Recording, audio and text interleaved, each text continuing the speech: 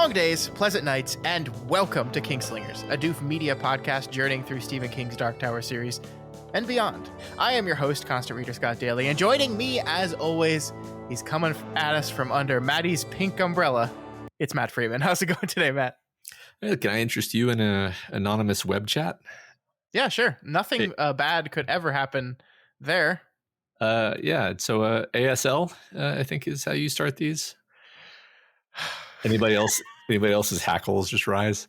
Yeah. I mean, like I've got uncomfortable. We are not on video. Matt and I do not video chat while we record these podcasts. But like, if I was on video, you would have seen me got visibly uncomfortable. Yeah. The second you said that, I could kind of hear a shudder go through you. Actually.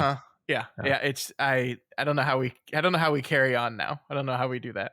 Yeah, that's a real 90s tell, isn't it? Wow. We're going to try, though. We're going to try. Yeah. Because this week on the show, our examination of Stephen King's hard-boiled crime novel, Mr. Mercedes, continues as we read and discuss the third chapter of the novel, titled Under Debbie's Blue Umbrella. Matt, we've moved forward in the story a little bit here. We have a little bit more of both our detective and our mouse, Brady Hartsfield. We're bringing some other characters into this thing. We've got a couple of new characters this week. How are you doing? What are you thinking? 3 chapters in, we're making our way through this book. What do you think of this week's reading? Really enjoying this book. Really enjoying the different feel of it. After so many King books, I mean, he does change his voice fairly regularly. But this is a big change. Like, this is an intentional change where he is self-consciously doing the hard-boiled, noir adjacent thing. And so it feels different. The protagonist feels different. The villain feels different. Like, these feel like very different characters, very specific characters. I'm really enjoying it. It's really disturbing in many ways, but in a way that I'm enjoying. So love this book so far. Great. That's great to hear. I agree with you. I am really enjoying my time with this. You talk to me a lot about how it is a struggle for you to stop reading at the designated point. I am feeling that struggle myself with this book. I don't always feel it because I have so much going on. It's like, oh, I finished the reading. Thank goodness. Now I have to get onto the script. I don't have time to say, I want to turn and read the next page. Don't have time for that. But I've been feeling it this time. I'm really anxious, and I know what's going to happen, right? That's the crazy part, is I know where all this is going, but I'm just anxious to see it play out. So. Yep, It's a good book. The ending of this week's reading was particularly anxious making. Yeah, definitely. Worried about a dog, and doesn't pay to be a dog in Stephen King's universe. Let me just tell you that. Does anything good ever happen to dogs? Don't think so. No. Even like dog adjacent things like Oi. Yeah. No. Does not pay. Does not. All right. After that buzzkill, let's get into the episode itself. As we said, the title of this chapter is Under Debbie's Blue Umbrella. Matt, we're going to be dealing with Debbie's Blue Umbrella a lot this week. Any idea why it's called that? Like, we don't get that told that textually in the story itself. You got any ideas? I mean, it gives a connotation of privacy, like sure. you're in the rain. You and this other person are under the umbrella together. There's only room for 2 heads under there. It gives a sense of both closeness and togetherness, and also isolation from everyone else. Now, that's just the vibe I got. I have no idea if that's like the real reason or whatever. Who's Debbie? Debbie is someone who lives in the old Soviet bloc, who runs an illegal server operation. We got some people that let us know this after last week's episode. Under Debbie's Blue Umbrella as a website exists. Like, someone owns the domain under debbiesblueumbrella.com. And it has the little moniker that is talked about in the book on it. It doesn't work. You can't. We are not accepting new users at this time. I wonder if you put in the right password. I wonder if it has Easter eggs, So yeah, I mean, I'm pretty sure this was either like a marketing campaign for the book series or for the television show. Like, probably one or the two, if not both. And since both are over now, they've just kind of just one of those things. It's just going to be out there forever. I don't know. It's interesting though. Yeah, I'm guessing that if you put in the right password here, that it gives some kind of Easter egg, some kind of ad or whatever. Okay, what is the right password, Matt? I mean, what's the password that Hodges gets from the bad guy? I don't remember it. I don't think Did he they enters tell a us? password. He just like enters his username, and it's just like, sure. Doesn't seem very secure to me. I don't think Stephen King understands computers. That's what he has Jerome for. It's fine. Yeah. Okay. I guarantee you, he called up. He called up one of his researchers and said, "Hey, Robin, how do chat rooms work?" Yeah. I'm gonna find out for you, Steve. You got most of the details right. All right, Matt, let's get into it. We begin this week's reading back with the Mercedes killer, Brady Hartsfield. Yay. He's driving around his ice cream truck, imagining poisoning children. You know, the usual. Yeah. Yeah. Yeah. I mean, a lot of his mental activity seems to be just fantasizing about violence. Yeah. So, yeah. Beginning to think this man is not well. Scott, if you do Kermit Frog 19, it brings you right into the website. Oh, damn it. Damn it. Yeah. And you get a message from Merkill. It's just literally the thing from the book. Anyway, I can't believe you're doing this while we're recording a podcast. I was just wondering if it worked, and I knew it would, and so I did it, and now everyone knows. You're literally spoiling yourself on the response from Merkill. All right, fine. I'm not gonna look. Anyway, in the chapters of the book we're talking about right now, Matt, we have this statement that I wanted to focus on with you. The fat ex-cop bugs Brady Hartsfield. Bugs him bad. Hodges retired with full honors. They even threw him a party. And how was that right when he had failed to catch the most notorious criminal the city has ever seen? Oh boy. Lots to say here, Matt. Lots to say about our boy Brady here. Yeah, so... I mean, the first thing I'll pick up on is maybe something very minor, but it's just the specificity of the repetition of the fat ex cop as his way of referring to Hodges. It's always the fat ex cop. It's very consistent. I just think and he kind of does this thing where he has a kind of dehumanizing, insulting way of referring to everyone that he consistently thinks about, including one that I won't repeat for Jerome. Yeah. But it's just that's interesting. And then also, I guess another thing to point out here is just like he has this persistent grandiosity in all of his thinking, which is one of the many defining traits where it's like he's not stupid. He's not intellectually stupid, but he's so disturbed that he can't like form a coherent string of thoughts. I guess it's a really interesting, disturbing but interesting guy to be in the head of. Yeah. I mean, I kind of like the little indication here, and perhaps admit it's from Brady, that like his messing with Bill here is not just, hey, I thought this would be fun. I'm bored. It's obviously part of this. Not only this deep need for people to know that he was the one that did this, but also that this man, like the existence of Bill Hodges, like really bugs the shit out of him. And like, I mean, he says it right here, right? Like he just can't stand the idea that this person could get off without catching him. Like it's the old, like the serial killer kind of sort of wants to be caught thing. Yeah.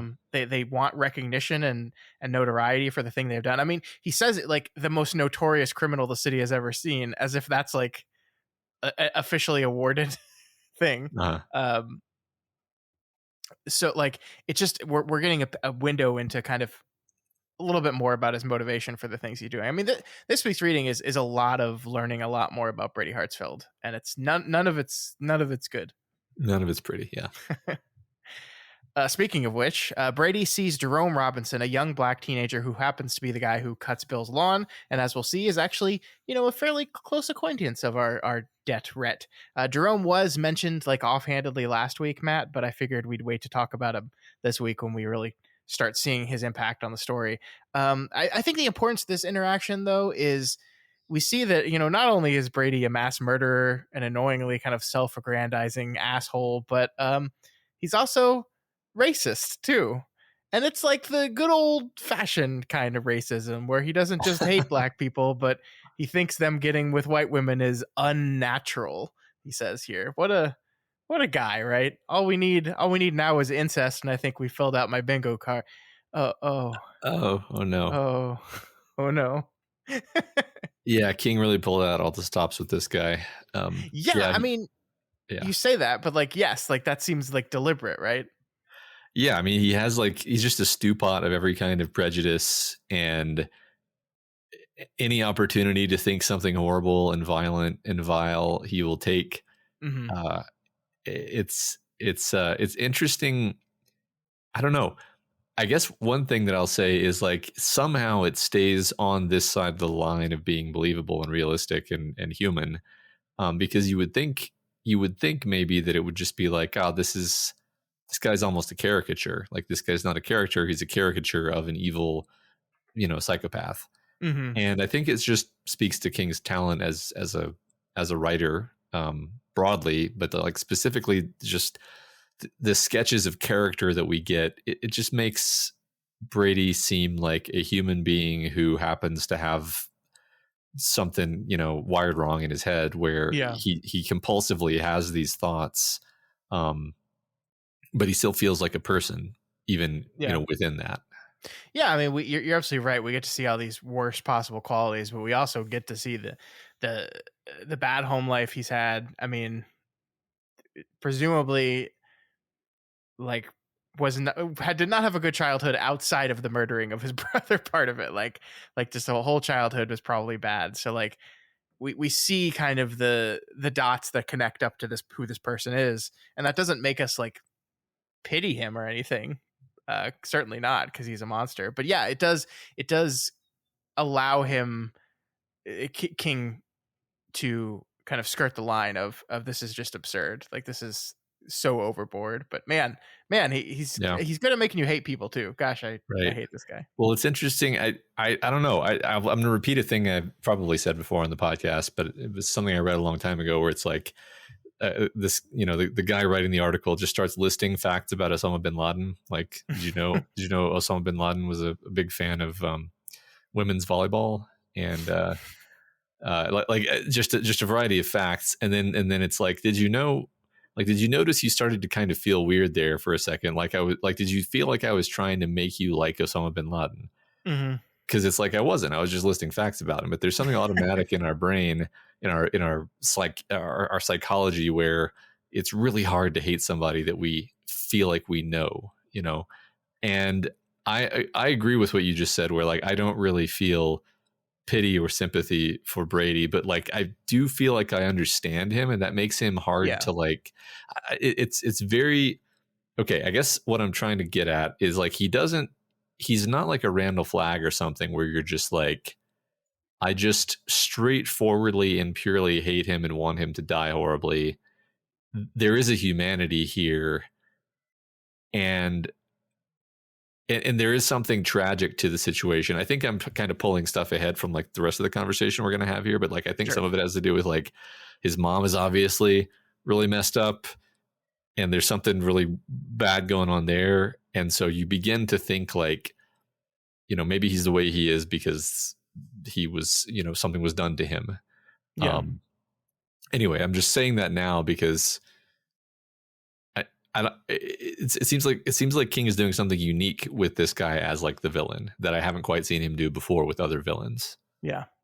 And just because I totally agree with that, by the way, and I'm right there with you, and I think we'll kind of talk about this more over the course of this episode. But I do have to, in a slightly non sequitur, because you mentioned Randall Flagg, I have to mention that my wife, who is also reading this book, goes, "Wasn't there another Stephen King character that had like a smiley face?"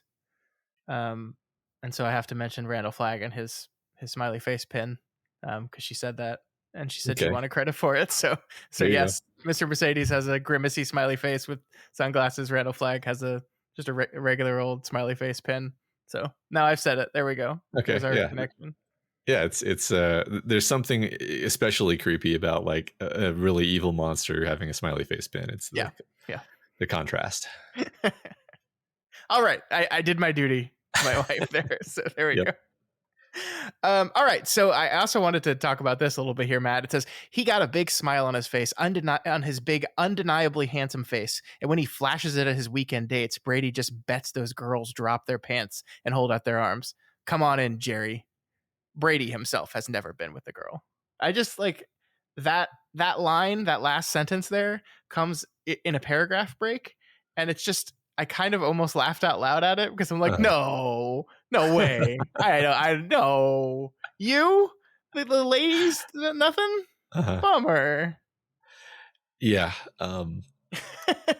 I don't know if this like rises to the level of incel, like in a way, that Harold Lauder was. I don't know. What do you think about that? It Well, I doesn't think seem like he doesn't much care for women. Like, yeah, not that he's right. like, it's not that he's like, women don't like me. It's just that he doesn't like anyone. I think this is a perfect example of that kind of thing because he's thinking like I'm so mad about this guy who's handsome and Yeah. successful and smart and probably sleeps with all kinds of women. And the part of that that makes him mad isn't that he's like jealous, it's just that he's angry at anyone who's happy. Yeah. Like it does I like that. like you just said, he's not actually thinking like I wish I had sex with lots of women. He's specifically just like I hate this man because he's a beautiful and thriving man. Yeah. Like that's all there is to it. Yeah. Yep. Yep. Especially like, I mean, we talked about the racism, and I think he is definitely just like racist, right? Just like Mhm. unquestionably. But I do wonder if the racism just comes from this place of like, I hate people, and I just need to come up with reasons for why I hate this particular person. And it's like the easiest thing is like, oh, because he's black. So there, I'll just do that. I don't know. I'm just kind of Yeah, talking yeah. out of my ass here, but Yeah, yeah. That's really interesting. I mean, if you imagine, so the idea of him having a brain tumor is brought up briefly, which I don't know if we're yeah. meant to take it seriously, but just pretend for a second that the book ends and, we find out after they peel Brady off the sidewalk that he had a brain tumor. Um, and, a brain tumor on the rage center of his brain that just made him full of anger and hate at all times. Like, yeah, that like this is what a person's thoughts look like when they're just disordered, and you've just got this like constant train of negative emotion at all times. Your brain finds reasons why you have negative emotion. Mm-hmm. Um, yeah, it's quite normal. I mean, Yeah. sometimes I'll be like, man, what am I so anxious about? And then it's like, no, you just have a stomach ache. You're not anxious about anything. But like, it's very very easy to like misattribute things. I find. Yeah. No, I think you're right. All right. So as Brady drives back, he thinks about the work he did on Olivia Trelawney. He says under her nose.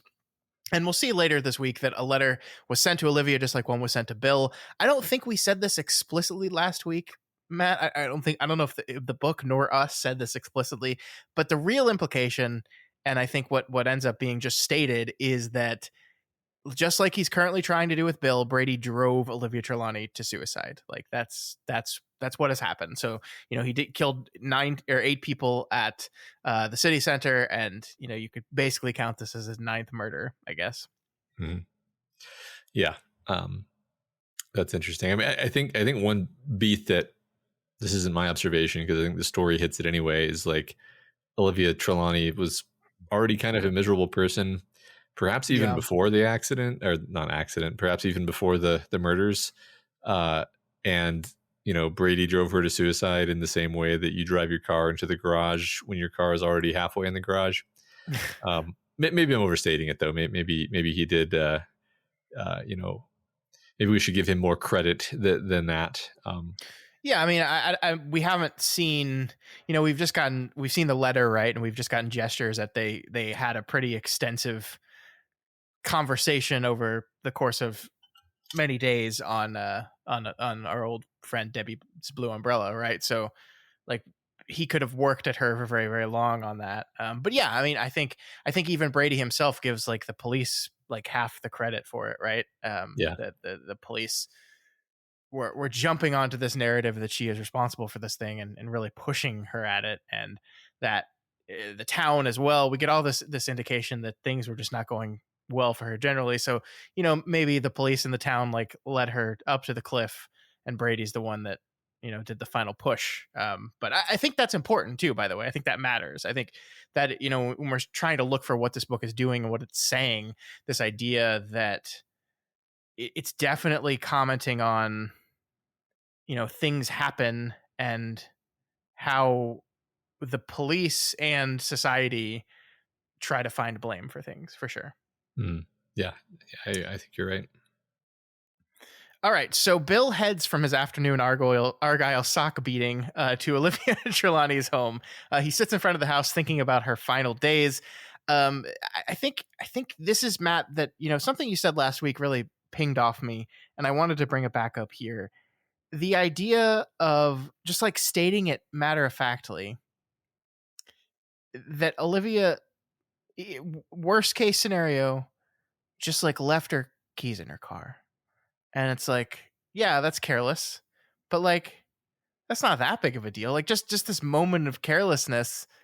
But as Bill is kind of going through memory lane, and everyone's reaction, like look at this. Like he says, when they found out that she had killed herself, his partner's reaction to that was, if she meets those dead people on the other side, especially the Cray girl and her baby, she's going to have some serious questions to answer. And it's like, dude, Yeah. she didn't kill the people. She just Right. left her keys in her car. Yeah. Like, it does seem crazy a little bit. It does. First of all, it took me a fraction of a second to remember that Argyle sock beating is not a euphemism for something. But that being said, yeah, I think Hodges thinks something along the lines of like the real issue is that she was just so damn unlikable. Yeah. Like as a person, that it hardly mattered whether she was guilty or not. Yeah, I think she just essentially becomes a scapegoat. Yeah. Because they can't catch the guy who really did it, and everybody wants to be able to blame someone. And hers is the closest hand to the steering wheel, even though, like you said, she didn't do it. Her fatal mistake was something that I honestly think probably everyone has done at least once in their lives. Yeah. Like you're taking your groceries into the house, and you like I'm sure at some point in my life I have left my keys in the car and been like, where are my keys? And then they found them sitting in the driver's seat, right? At least once in my life. Yeah. I mean, especially now with you don't even need to stick a key in an ignition anymore. Everything's push start. Like I open the door to my car, I throw my keys either in the passenger seat or in like one of the cup holders, and like something gets put over them and I'm not paying attention, so I don't see them as I get out of the car, and I just leave. Yeah. Yep. I mean, it's very understandable mistake. But I think you're right here. Like, I think on the one hand, it's like, man, everyone's really jumping down her throat and turning her into like the town pariah for this. But on the other hand, I completely buy this. Like, this is what people do all the time. Like the media does this, the police, just people in general, that like a bad thing happens, a horrible, terrifying thing happens, and we need somebody to blame. And if we don't have somebody to blame, we need to find that person. And that's what happens over and over and over again. Like we just like this idea that we need to not only find someone to blame, but understand. I mean, this makes me think of 11/22/63 again, right? This idea that it's not enough that Lee Harvey Oswald was just this guy that just was a little bit messed up and miserable and saw this as a chance to make an impact on the world. We need something more. We need some narrative there, something that helps it make sense. And a rich lady that nobody likes being forgetful and causing the murder of 8 people is a narrative that makes us feel a little bit better about life, right? Because she's this rich, like, asshole. Yeah. And so who cares about her? And the cops don't like her. The people don't like her. Like we see later that she appeared like in not in court, but like was on TV or caught in interviews by, and just like did not come off well in either of those. It's like, it's easy to dogpile onto someone you already don't like. And that is absolutely what we're seeing here. Yeah. Yeah, I'm going to grab onto the part you said about her being rich, where this is clearly a book where we're saying a lot of stuff about the haves and the have-nots, Yeah. and in this emotion, in this this economically tense situation, Yeah. Yeah. and and King chooses to make her this wealthy woman. So Mm-hmm. she's already I think somebody who people are biased against for that reason. So Yeah, definitely. And as we'll learn, like where her wealth comes from, I think is really interesting too, because it's not like she's like old money, aristocrat type class. She's just someone who married a man who got lucky with some Microsoft investments, yeah, and that's about it. right. Oh, and And so that struck me as interesting because like we particularly say this is like the one rich person we've met in the story, yeah, and it's explicitly rich because of luck. It's not even yeah, like mhm, it's not like she was an entrepreneur who it's not like even her husband was a businessman, or like, no, he just happened to buy Microsoft. yeah. I mean, And you now, could give him the credit for being a savvy investor who recognized something in Microsoft early enough to make some serious cash off of it. But yes, essentially her benefit in that just was happenstance.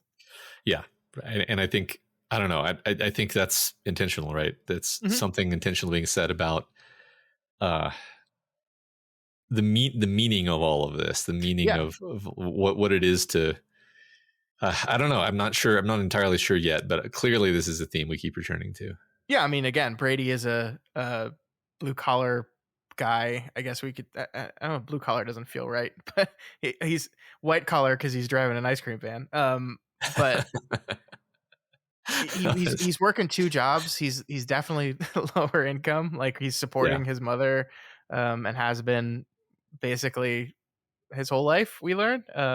So I think you talked last week about like is the two jobs a necessity or was it just for spying? I mean, Brady seems to make it seem like it is just for the spying, but I also like don't believe Brady would be honest with himself about his economic situation. Like neither job can be paying him that much money, um, yeah, and right. and his mom's not bringing in any income, so I'm sure they're barely limping along. And then we have our police officer, a retired police officer who seems like he did okay in his life. I mean, he's got a house, he's got a pension, but certainly not rich. You're never going to be rich on a cop salary. Yeah, and then on top of all that, just to state the obvious, we have the Great Recession, Yeah. where Hmm. even people who might have otherwise felt financially stable were feeling the pinch and the precarity of it. Um, so Yeah. it becomes extra insulting when you fall down a station in life, right? Like Yeah. Hmm. that's the worst. It's one thing to struggle; it's another thing to feel like you were doing okay, and then you're knocked back down. And Yeah. so then you see like, oh, that's just that rich lady, God, Hmm. very easy to hate someone in that position when you are, clawing yourself out of the gutter, right? Yeah, Yeah. definitely.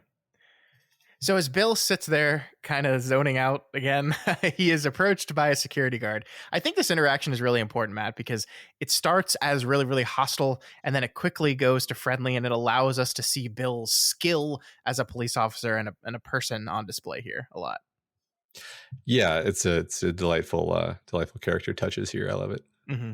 Yeah, this part, like Hodges rolls his eyes, Peoples grins. They have gone from potential antagonists to colleagues, almost anyway. And why? Because Hodges happened to recognize the guy's slightly off-center first name. You could call that luck, but there's always something that will get you on the same side as the person you want to question. Something, and part of Hodges' success on the cops came from being able to recognize it, at least in most cases. It's a talent Pete Huntley never had, and Hodges is delighted to find his remains in good working order. Love it. Love it. Yeah, me too. I love that he's a good cop, and I love that he's a Mhm. good cop in these specific ways. Yeah, yeah, yeah. Like he has a suite of valuable talents, which are just fun to watch him do. Yeah, I mean, you want to feel like, especially in this kind of hard boiled type genre we're playing in, that like this guy's not going to solve the case because he's just the one that got the letter, right? That he's uniquely equipped to figure this out. That like Brady Hartsfield made this really calculated risk in reaching out to him, but he was convinced of his own superiority, but he didn't really realize who he was messing with here. And we're starting to get little bits and pieces of that. It's like, oh no, this guy's got something. Yeah. It really, really works. Yeah. I was toying around with this idea, and there's not a lot of textual support for it, but it just struck me as a fun thought. Maybe I'll call it headcanon.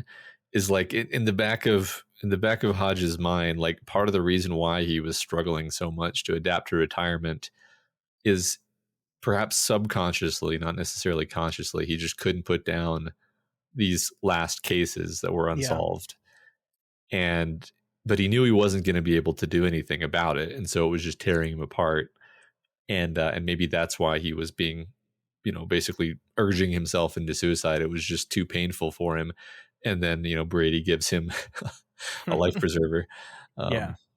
Which is so funny because Brady kind of was convinced that, this would temporarily spur him on, but then when he inevitably failed, it would just make everything worse. But it seems like it's given him the exact lifeline he needs. Yeah, I mean, I guess is your estimation of the character then, if this book ends with him discovering and defeating Brady Hartsfield, that like he will just say, I will be happy in retirement now. No, honestly, I mean, I think so. I heard a spoiler, which is that there are other Bill Hodges books. Yeah, as I was saying this, I realized to myself, well, I've kind of already answered that question for him. Yeah, well, that's not your fault, because I already knew that. But the point is, I think what he will learn from this is that the reason he can't retire is that he just wants to be helping people and solving crimes and putting criminals in jail. And I mean, also, just the intellectual game of it, the intellectual chase. I think that's how he defines himself. So he will want to keep doing this sort of thing. I don't know if he will like become a private eye in the later books or what exactly, but that'd be my number one guess, is he just becomes a private detective in the later books. Yeah, I mean, it's this type of thing, and maybe we'll revisit this again when we get to the end of the book, but it's like with a person like this, you don't know whether you want to be like, I want them to, by the end of this book, to realize that it's okay to not be this person anymore, right? Like is that the happy ending, or is it like, oh, I'm done with that particular part of my life, but I've found a new passion in this particular vein that makes me happy? Like I don't know which is the one you want to root for. I Like guess it's the, yeah. the idea that someone could literally never switch this part of their life off, and like I don't know if I feel like that's a good thing or not. That's an interesting question. I don't know that I have an answer for you either. I feel like in this particular case, this is kind of who he is. Yeah. Like for better or worse, this is who he is. So I don't think he can turn it off. I don't think he will turn it off. And I guess I don't particularly want to see him turn it off. Just kind of like selfishly, it's more fun this way, Yeah. Yeah. All right, Matt, we learn that Olivia has left her large estate and the majority of her money, I think they say something like $7 million, to her younger sister, Janelle, who has since moved into town and is staying to kind of take care of things and take care of their very sick mother. So as you mentioned, here's another rich character, Matt, in Janelle, that we're going to meet here in a little bit, but also someone that just kind of lucked into it, right? Yeah, I mean, in pretty much the same way. Just this you can think of it as just a chain of misfortune bequeathing this wealth to people, where none of them are particularly happy to receive it, actually. Yeah. Because in this case, it's like, well, she only got it because her sister died. Yeah. But yeah, now Hodges has got to go pay a visit to a dame. You're so right. You're so right. I did want to point this out as he gets back in his car and heads to leave. He says to himself, if I do happen to make a little progress, I'll turn the whole thing over to Pete. He's not looking in the rearview mirror as the thought crosses his mind. But if he had been, he would have seen his eyes flick momentarily up and to the left. Liar! Yep. No surprise at all to us, really. Yeah, I mean, this is part of playing in the tropes of the hard-boiled thing, where he's going to kind of be skirting the actual law and establishment and doing his investigations here. But like, I mean, it's definitely like part I don't think Pete can solve this, but it's also part the second I hand this stuff over, I'm done, right? Like Yeah. they take this away from me. I think it's important to the drama of the story and this character in Yeah. particular that is the case. It's not the stakes of the story are not so much like, is he going to catch Brady Hartsfield? The Hmm. stakes are like, is he going to um it's about him, like Yeah. is he going to rediscover his passion for life and grow beyond his like depression that he was in at the beginning of the story in a lasting way, Yeah. because what we don't want to see is him return to that state, whether it's because he loses control of the case and Pete takes it over, or because he can't catch Hartsfield, or any of these reasons. Sure. That's what we're more concerned about, him and his his soul, his personal success. Yeah, no, I think that's definitely true. So yeah, we've constructed the scenario where he has to continue to play outside the law, Yep. because then the book ends. Yep. So Hodges heads home and finds a note left from Jerome, who has just finished mowing his lawn. So we have to talk about Jerome, Matt. I love Jerome. I love Jerome so much. Like I want to like we get this little bit here that I want to read. Hodges shakes his head warily, but he can't help smiling. This is in reaction to the note that Jerome left, which is written in this like uh, I don't know what we call this affect, Matt, but he's trying to be this like very stereotypical like black like slave feels like the wrong word, but also kind of the right word. Like it's definitely kind of this like yes massa affect Yeah. to it, right? Well, I'm gonna say pickaninny because that's the phrase that he uses when he refers to it in it. Yeah, that's fair. That's But I fair. don't actually know what pickaninny is, so Yeah. the Should probably entire look that up. Yeah. the entire So reference is from it. uh Anyway, So anyway, what he says here is he shakes his weary head but can't help smiling. His hired kid gets straight A's in advanced math. He can replace fallen gutters. He fixes Hodges' email when it goes bluey, as it frequently does, mostly due to his own mismanagement. He can do basic plumbing. He can speak French pretty well. And if you ask what he's reading, he's apt to bore you for half an hour with the blood symbol of D.H. Lawrence. He doesn't want to be white, but being a gifted black male in an upper middle class family has presented him with what he calls identity challenges. He says this in a joking way, but Hodges does not believe he's joking. Not really. So I love this character, Matt. I really do. I love when King attempts to like shine a light on and explore something that he himself hasn't experienced, which is what it's like being a young black man in the 2010s. I think like just to remind people, I do think, that the Trayvon Martin shooting happened 2 years prior to this book being released. And I think it's fair to say this was on the like in national conversation around the time that King was writing this book, and he was probably thinking about himself.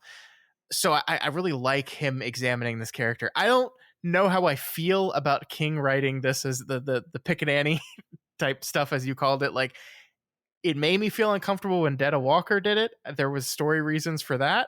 It makes me feel a little uncomfortable here when Jerome does it, even though there's story reasons for it here. I think it's a really interesting angle to use to kind of explore this character's identity crisis. But I don't know, man. My white guilt is tinkling a little bit here when I read stuff like this. I'm like, oh, I don't know if I should feel okay about this or not.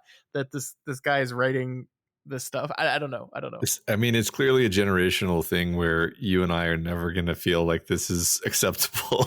Yeah, This is true. We're just like, oh my god. But it was a different time when King was coming up, and That's true. and nobody can really say to him like, hey man, no, let's not do it that way. I think part of the reason is because I think he's doing really interesting things with Jerome, like Yeah. legitimately, and I think he's doing it with the usual care and curiosity that King brings to a lot of his characters, and then this just feels like a very loud, awkward way of establishing this thing he wants to do with him. Yeah. Loud is good. Like kind of overly obvious. Yeah. Yeah, That's an interesting way of putting it. So in this little rundown of the character of Jerome, he mentions that he could discourse on the blood symbolism of D.H. Lawrence. And and just like as a public service, this is what happened. Like I wanted to be like, as a public service, I'm going to figure out what the hell that means because I don't know what that means. And then what happened was I spent like 10 minutes doing Google searches and like trying to read the abstracts of people's master's thesis about the blood symbolism of D.H. Lawrence. And I am sad to report that I still have no idea what the hell this is a thing. It is there. D.H. Lawrence is an author. He's a literary author. He writes with blood symbolism, but like he uses blood to sort of mean heritage, but also blood, but also like the vital force, but also like physicality, but also it's a metaphor for like 7 other things. Found it very vexing. And I thought it was like a perfect thing for him to use here because it's like, yeah, it's this utterly baffling literary metaphor that you have to be really smart to understand, and that's Jerome. Jerome does understand it. He can explain it to you. So I mean, I might be wrong, but like D.H. Lawrence is perhaps like the poster child for like put weird sex stuff in your novel and it becomes literature, right? Like I'm pretty sure Lady Chatterley's Lover is like that's a fucking book, right? That's like a classic fucking book. I trust you. I don't know. I don't know anything about this guy or the blood symbolism. But I do think that I did read some passages where it was like about blood and like blood and sex and how the blood never touches during sex. And I'm like, okay, I guess I don't know what to do with that, Mr. Lawrence. Oh, master's theses. Yeah. Great. I just want folks out there. You all like thank Matt for spending at least 15 minutes of his time doing this because I think we all benefited from it. I think. Yeah, you benefited from my failure. I mean, it was an amusing failure. Okay. Anyway, I think one day, like the hidden fourth season of this podcast is the one that we'll do till we die. Is we just get a collection of every single author and story referenced in the Stephen King novel, and we read all of those. Yeah. So we have to read the entire catalog of D.H. Lawrence, and then when we're done with that, we'll come back in here and go. So this is what Jerome meant about the blood symbolism. Yep, we'll have a whole podcast about blood symbolism. It'll be great, and it's not the same as the blood symbolism in Carrie. It's totally different. Totally different. All right, so. We see here that Hodges really considers Jerome basically one of his only friends. And I love this line here. Hodges believes friendship is overrated.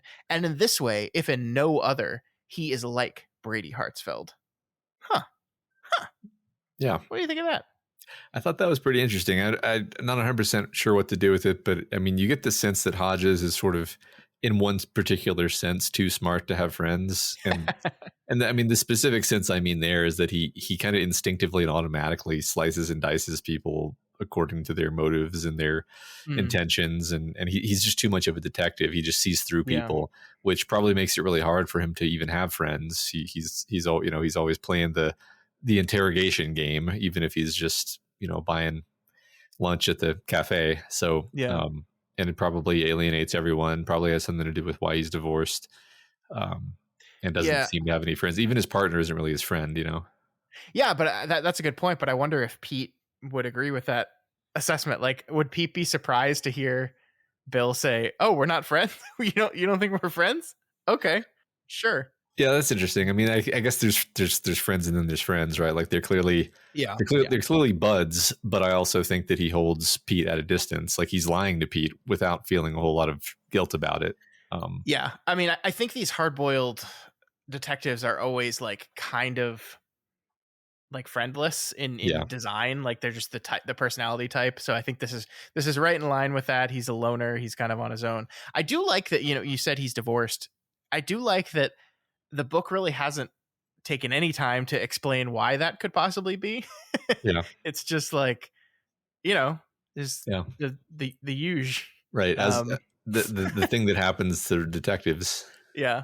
And his daughter is grown up and he has a decent relationship with her. But even that's like really backgrounded in the novel so far. Like this is not Doom McKee where his relationship with his daughter is this key part of his life. No, they like I think his computer background is her when she's a little kid, right? He hasn't Yeah, updated his computer background in a decade, and so in his mind, she's still this little girl that he just doesn't see ever.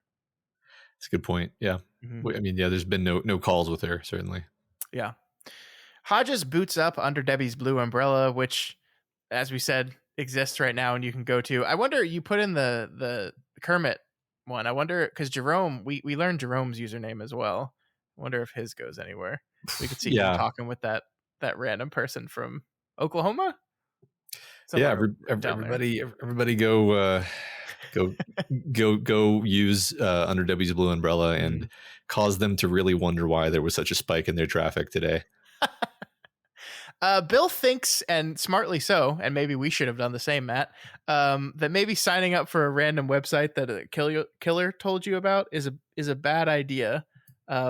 So instead of just doing it, he decides to call Jerome and get the help of a 17-year-old boy instead. Yeah, right. That's definitely not a worse idea than. No, I mean, okay. At the moment, it didn't necessarily occur to me that would be a worse idea, but in retrospect, I think that was also a bad idea.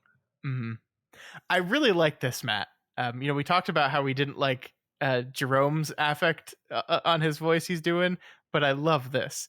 Speaking in the most horrible Ebonics dialect he can manage, Hodges says, "Yo, my homie, you keeping them bitches in line? They earning?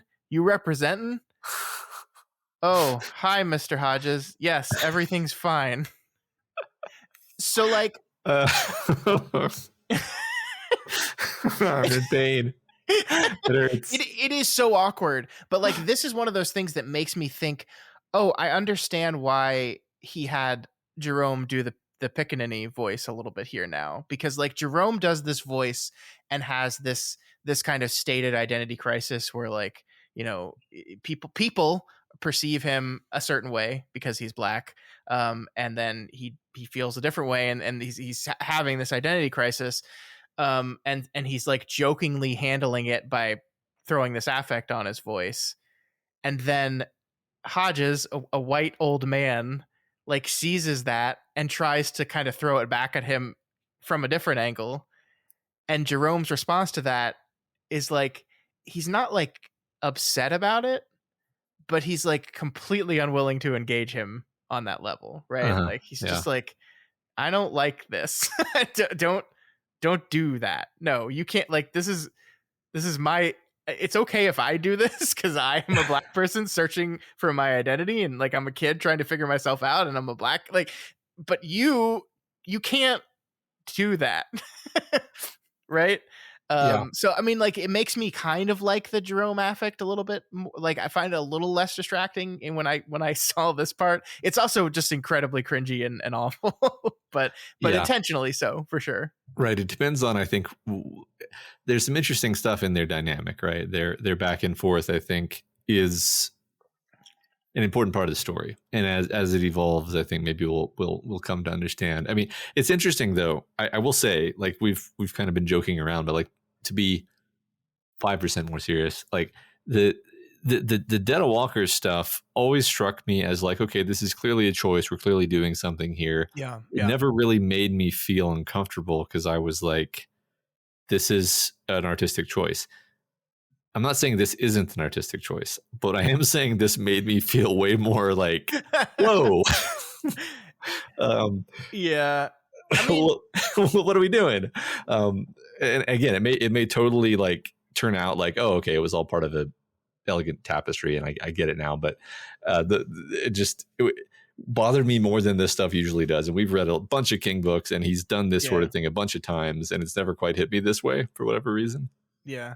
Well, I mean, I guess like the thing that specifically about this that is so bothersome is like, I don't know, like what he's doing is he's calling Jerome a pimp. He's calling Jerome a pimp, like a literal pimp. And it's like, this is a kid. This is a child. And he's almost an adult. Like he's going to college next year, but yada, yada, yada. But like, it seems to me like a serious misread of what your relationship with this kid is, and B, why he is like putting on his affect in the first place. Like Like you're like maybe he's just like, oh, I thought we were there. Like I thought you and I were at this place where we could joke around like this. And I don't know.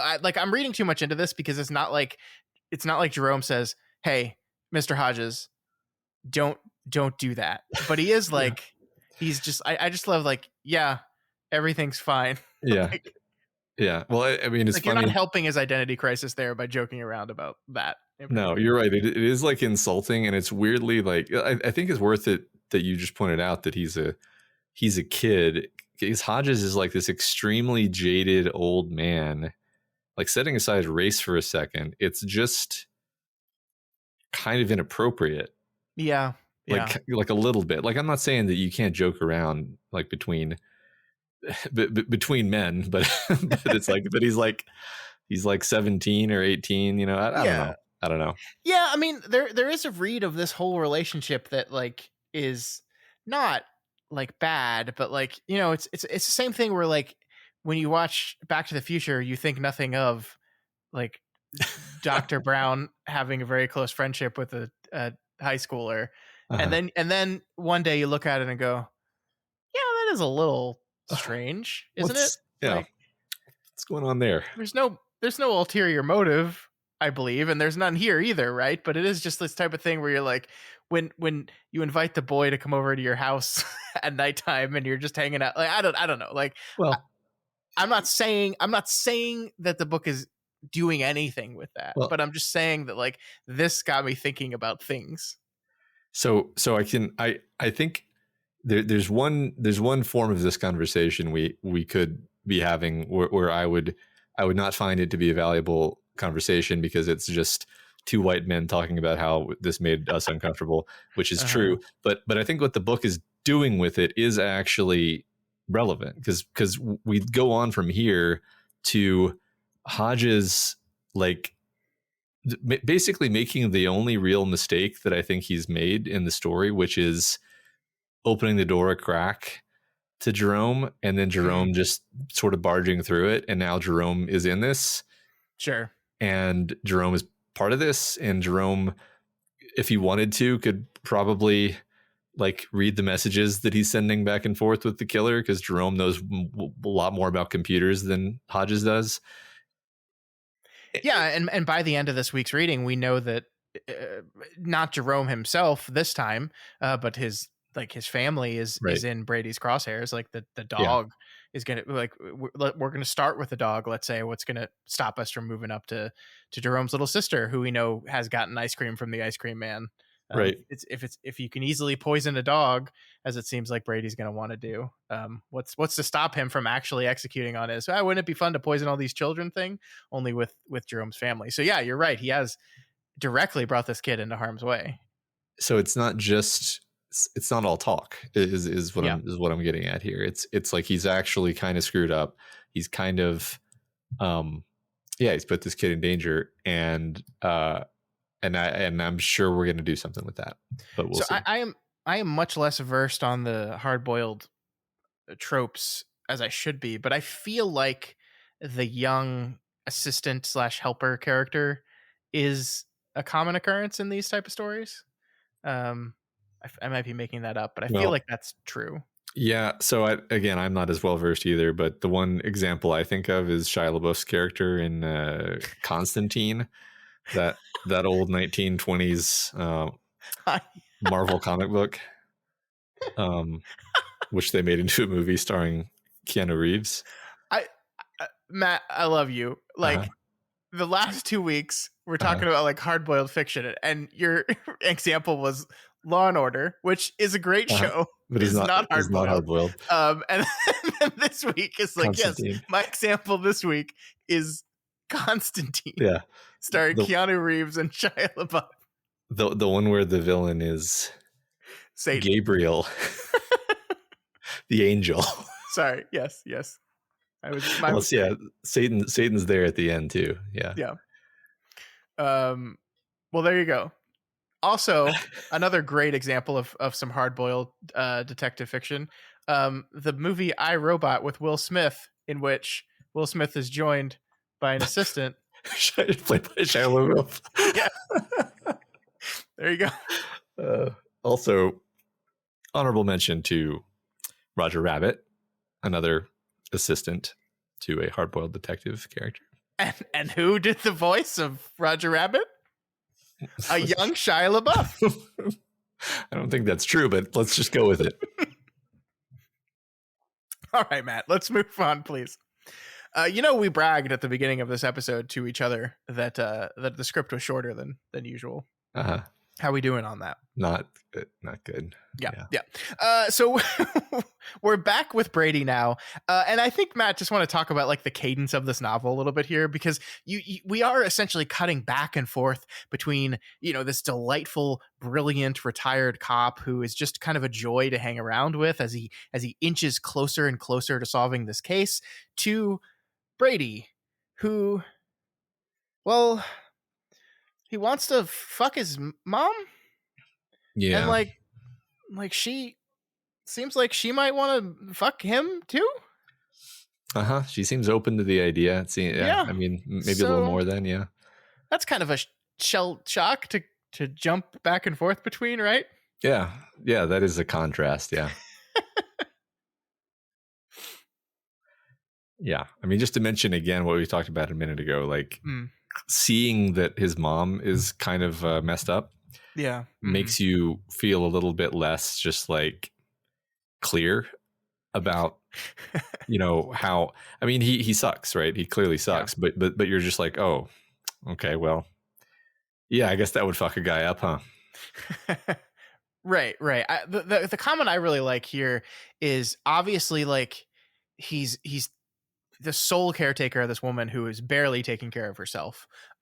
He killed his brother as a kid, and we've been calling him like a sociopath and a psychopath, and I'm not saying these things aren't true, but like he clearly is fucked up from murdering his brother, right? Like like we're told that he is basically constantly thinking about Frankie and that he killed Frankie. Like that is just like a constant refrain in his head. And we're told here the only time he didn't think of Frankie was when he was preparing to make his run at City Sitter. During those weeks, everything else left his mind, and what a relief that was. So like, yeah, I mean, maybe not empathy, maybe not to the level of empathy, maybe not even sympathy, but understanding. I think you're absolutely right that okay, this is where the desire and the drive to kill people comes from, because we learn very quickly that it's not what he said in the letter to Hodges, right? He is not getting sexual gratification from doing this. That was just a bogus thing he made up for the letter. But he is getting peace is coming through this thing. And that's the type of thing where you're like, oh, I hate you, but also that sucks, man. And I wish someone would have helped you years ago. Yeah, right. I think I'm gonna reference like Red Dragon and Buffalo Bill from Silence of the Lambs. Like they're two characters who are monsters, but you eventually find out that they were horribly abused, both of those characters. And then you're kind of like, well, that, if they hadn't been so badly abused, they wouldn't have become those monsters. And so you feel bad about the whole situation. Yeah, I mean, catch them, stop them from doing the things that they're doing, for sure. Prevent them from doing those things ever again. But yeah, like understand them, and I think understanding is like the key to building some sort of relatable connection, and that's what we do in stories. So I think we're doing a really good job here. We're going to talk at the end of this episode about like which format of mystery story is better. And I think a lot of the answers we got from people that said they like this kind of cat and mouse thing is because they get to understand the villain on a much deeper level. And I do think that's what we're doing here, despite the fact that also, and let me just say this again, I hate this guy a lot. Yeah, for sure. Yeah. So besides, all this, we have Brady's command center, which again, this is part of the reason why I hate this guy, Matt, because he goes down in this command center and he's got his voice activated security where he says chaos and darkness, which is, it's just so lame, Matt. Like He thinks he's fucking Batman or something. I Yeah, hate this guy. right. Toss out everything I just said. I hate him. I hate him. Yeah, no, you're right. It's very cringe. Like a lot of Yeah. his point of view is very Yeah. childish, right? I do think, the last couple decades King, one of the critiques of King's writing I've seen is that he clearly is an old man and doesn't write younger people as well. It's more specifically talking about when he writes children and how children speak, but I think Brady applies here. He's 28, he's a younger man. And I think, like, you read the type of stuff this guy says and how he justifies his actions and stuff, and I'm like, no, I think King has the exact pulse on this type of person. Exactly. I think he's doing things exactly like I've interacted with, not psycho murderers, but the type of person that, like, believes they're just smarter and better than everyone else and is going to tell everyone online that that's the case. Like, I've interacted with those people before, and this is how they talk, this is what they sound like, and they would definitely set up a fucking Batman voice activated command center in their room if they could. Yeah. No, you're right. Also, it would really stress me out to have my computers set up like this, because I would worry that, like, if I had a cold and my voice sounded different, then all my computers would get fried. Yeah. Didn't he say, like, he was like, he tried like Armageddon and Apocalypse as names, but that was too hard for his voice system to read. Yeah, I think so. So Yeah. he stuck with single syllable.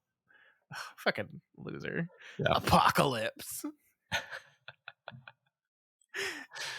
If this guy hadn't already killed people, I just, like, would look at him and be like, you're not gonna do that. You're too much of a loser to actually do any of that shit.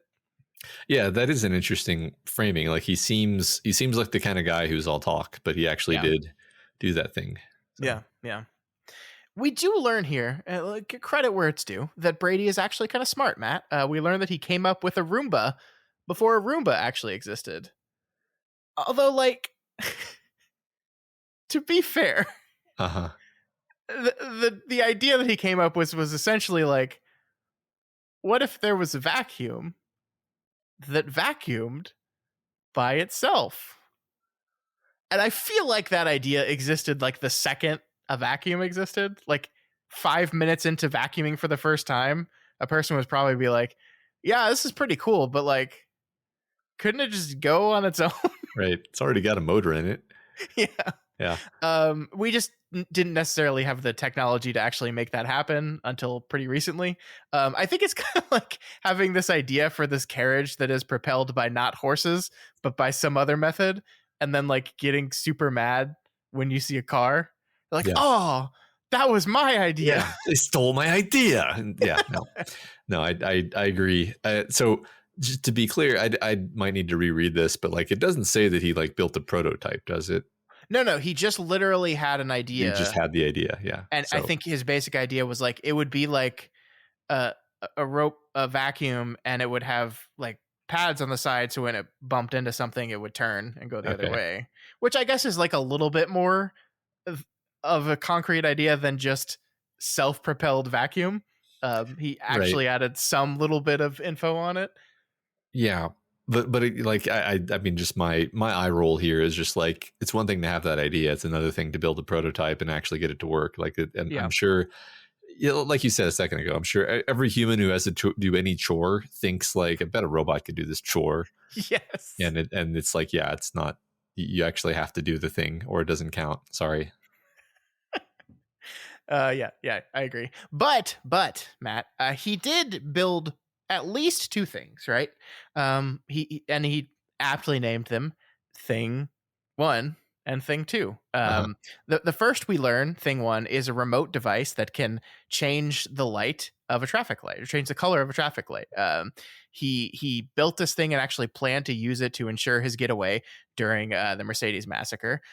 He didn't actually ended up needing it because all the lights were green, which we learned is actually something that annoyed him because he built this thing and was all ready to use it and then didn't have to, and that was annoying to him. Yeah. Thing two, well, the book doesn't actually, like, specifically tell us what Thing Two is, right? It's a gadget. It says that it's the only gadget of his that would turn out to be a moneymaker, which means presumably he built and sold versions of this thing. And then it says here, without Thing 2, there would have been no Mercedes. And with no Mercedes, no City Center Massacre. Good old Thing 2. Yeah. Okay. So I guess what are you thinking right now? Well, first of all, it's funny because um, I, I was not annoyed by this being withheld, even though this is the most transparently manufactured type of suspense where King/Brady is just not telling us the thing that he clearly knows. But Yeah, because this I'm is the enjoying, type of thing that yeah, would annoy old Scott. I've gotten better about this, but yeah, just like we're just gonna randomly have this character not finish this thought right. because we don't want to reveal what this thing is yet. But the thing is, I just am so into the story that it didn't bother me actually. Okay. So the truth is, like, I sort of flagged it as like, yeah, that would annoy me if I weren't having so much fun. Fair. But I am. Yeah. And which one? I don't have anything smart to say here, but like Thing 1 and Thing 2 is from the Cat in the Hat. Yeah. Like, is that flagged in the text, or is this just a like? Is this are we doing something with the Cat in the Hat reference? I mean, is he? I don't Or is that just a, I don't think so. I mean, I think it doesn't even need to flag that it's Cat in the Hat because I feel like Thing 1 and Thing 2 is just like so ubiquitous in pop culture, everyone kind of instantly knows it. But maybe you could make an argument that all his references come from childhood because he's in many ways still a child. I like that. I mean, That's he's literally the nerd hanging out in his mom's basement. Like, yeah. I really like that. Yeah, I'll keep that in mind because I had nothing else to do with it other than to point out, hey, it's the Cat in the Hat thing. sure. But no, I think that's great. Cool. What do you think Thing 2 is? Do you have a guess? Um, like I think in this moment, my guess was just like you've got to be able to unlock a Mercedes to have the Mercedes. So it's probably like this is not a super creative idea because if he has a device that can turn on red, that can change traffic lights, some kind of radio frequency thing. So, okay, same idea, except it's a radio frequency thing that can unlock cars instead of traffic lights. So it's just a thing that unlocks cars. That's all. So if that were the case, then we are essentially saying that Olivia was right. Right? That's what you're kind of declaring.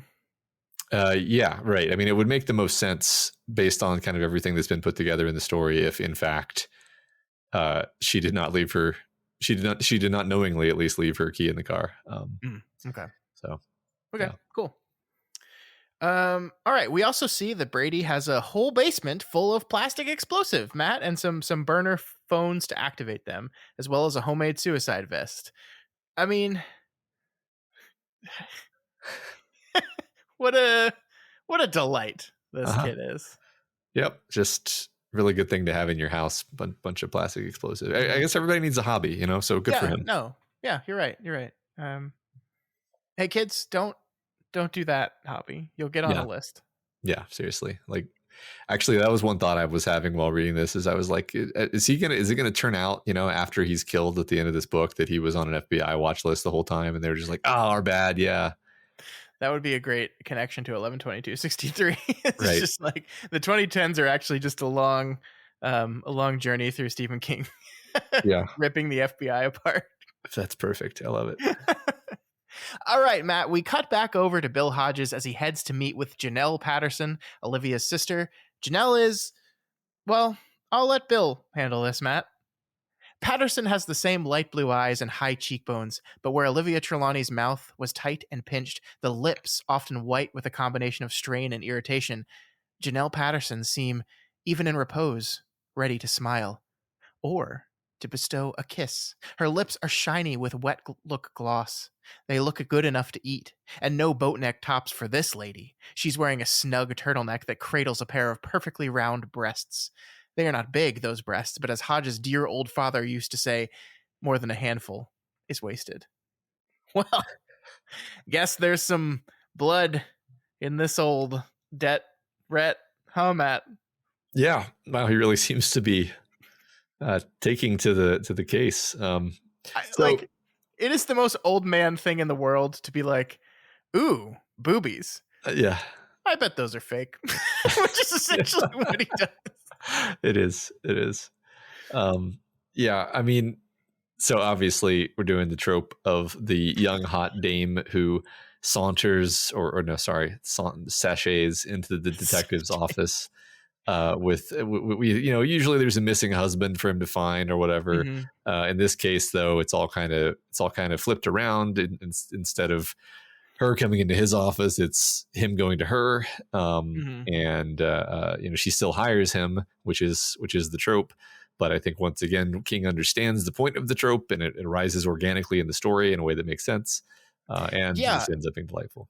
no, it is delightful. I think it for kind of exactly that same reason, because you, the reader, kind of know what type of genre you're in, and then like had Hodges been sitting in an office and this woman walks through the glass, the like frosted glass door, you'd Uh-huh. be like, I know what's going on here. But like instead you go to this meeting and then Hodges like eye fucks her. Uh-huh. And then you get this delightful like, oh, that this is, we're doing this thing. I didn't even see this coming because it's coming at us from a different angle slightly, and that's fun. That's fun. It is. Yep, I love it. So Janelle begins to immediately tell Hodges she wants to hire him to figure out who drove her sister to kill herself. How does she know that her sister killed herself? Well, she has a letter. This Matt, I think, is one of those moments where the excitement of the character is, I think, perfectly matched by the excitement of the reader. Like, I think oftentimes books work the best when just the character's emotion and the reader's emotion are matching each other perfectly. And that's what happens here. The second Janelle talks about a letter, both us and and the reader, and Bill rather, are like, what? A letter? Yeah. A letter? Let's go. Let's do it. And that's basically exactly what we're supposed to feel, I think, in this moment. Yeah, no, I love it. It's also great because we get to do the literary analysis thing again, which is our favorite thing. So let's do it. Mm-hmm. Yeah, let's do it.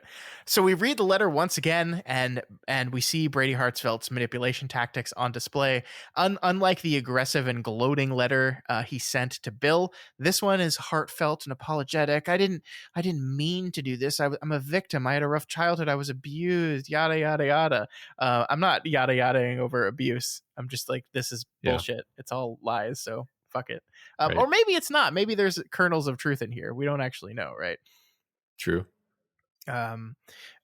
Brady here is we see like giving himself tics, just like Olivia has, to make her relate to him a little bit more, and then he finishes the whole letter off by basically saying, if you don't reach out to me and contact me on Debbie's Blue Umbrella, or if you turn this letter into the police, I will kill myself, which is one of the worst possible manipulation tactics you can do on a person.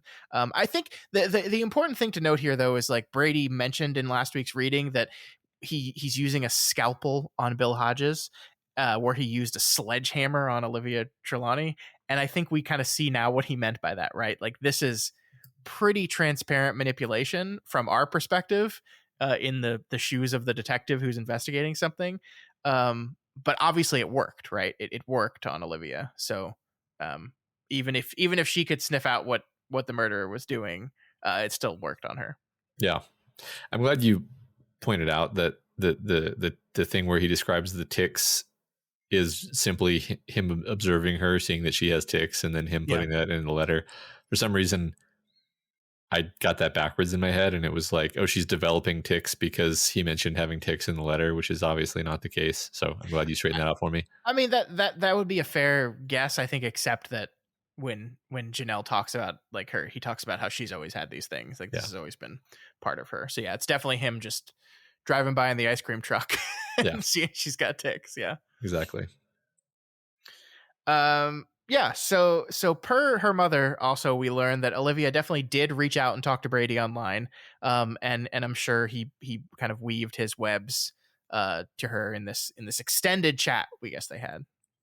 Yeah, which is very sad because it's like she's being manipulated by her own better nature. Where like the only reason she goes to the website at all is because he threatens to kill himself, which is of course bait or ruse meant to lure her in. So. Yeah. Feel bad for her. Yeah, and I mean, it obviously pushed her, or I guess we're meant to assume it pushed her past this line, which is horrible and tragic, and like, ugh, I don't want to even think about it. Yeah, yeah. All right. So with that done, Janelle asks Bill to take the case, offering quite a bit of money, but Bill doesn't want money, Matt. What he wants is not being in his lazy boy watching the lady judge and stuffing his face with snacks. Although he's doing that part anyway. Yeah, Still can't stop doing him. it says he also likes being in a suit, but there's more. He left the PD with strings dangling.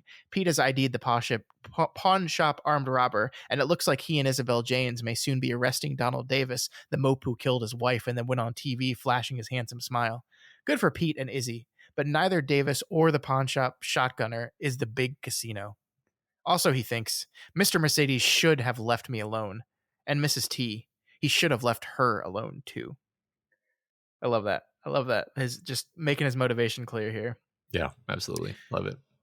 I think the one thing he doesn't say, though, that I think is true is the reason that Mrs. T is added there. Like, should have left her alone. I think Bill is starting to believe what you've said that you believe here is that the cops got it wrong with her. Yeah. That she didn't forget to lock her car. She didn't forget to leave her keys in the car. And that perhaps this thing, too, is some device that Brady used for that. Yeah. And that means that Bill is on some level feeling some guilt that of course, Brady ultimately is taking credit and responsibility for this suicide, but that he, along with the rest of the police department, pushed her to this a little bit. And so this is his chance to make it up to her in a certain level. He doesn't say that, but I think it's there. 100% agree. I agree that he feels guilt. I agree this is his attempt to try to make things right. Yep. Mm-hmm. So, of course, he takes the case. And he gets paid for it now, which he was going to work on the case anyway now. So he makes some money. She offers him so much money, but I guess she's rich, so money is meaningless to her. She got her boob job and now offering money. Right. It is interesting. I mean, once again, money and wealth disparity coming into play in the story, just to point it out. Yeah. So I think it is important to note here now that one of the things Bill says to her when he's kind of going through the taking the case thing is that I'm not an actual detective. If we find stuff and don't tell the police about it, that's obstruction of justice. We could get in a lot of trouble for that. And now we have 2 letters that he has not told the police about. And I think just to note here that Bill also doesn't let Janelle know that he too has a letter, right? Right. He almost slips up on it, but yeah. Yeah, one of the only like mistakes, just like flat out mistakes he makes. Like I love that. I pulled that out. He says we'll go see him. We'll turn over the letters. He's talking about if they get to a point where they actually find stuff, they need to go to a lawyer and talk to a lawyer. And he says letters. And I think this is great because it shows that he messed up, but it also shows that Janelle she's smart too, right? She catches the letters, right? That's good. Yeah, it's been interesting because I feel like one thing we're doing with this story is that both Janelle and Jerome are these characters who in a different story might just be like, oh, they're just side characters. They're the guy that the Law and Order cop just like goes and questions, and they are basically just an NPC there for dialogue purposes. But these characters in this story are like active characters. You get the sense that you don't really know what Jerome's going to get up to when Hodges doesn't have his eye on him. Janelle Janelle's been pursuing the investigation on her own. She's just not a detective, so she doesn't really know how to do that. And so she's, they're both they both have their own interest in it. They're both human. They're both realized. And I think that's a cool aspect of this story. I agree. And that's kind of, the advantage of King saying, I'm going to do this type of story. That's the part that feels the most Kingy to me, even though he's playing with these tropes and ideas. Yep. All right, so with that done, we start to get some background on Olivia, Ollie, as Janelle calls her. The picture that is painted of Ollie is an anxious hypochondriac who married a nerd who made some good investments, which is, again, not a flattering picture, but a much more sympathetic one, right? Yeah, you're right. I mean, much like with Brady, we have been kind of coaxed into turning our noses up at this character up till this point because we've only ever seen this character through Hodges' eyes, where she's seemed, at worst just like aloof and uncaring, and at best just kind of pathetic. And here it's like, oh, she's just seems like she was a sad woman, and you feel bad for her.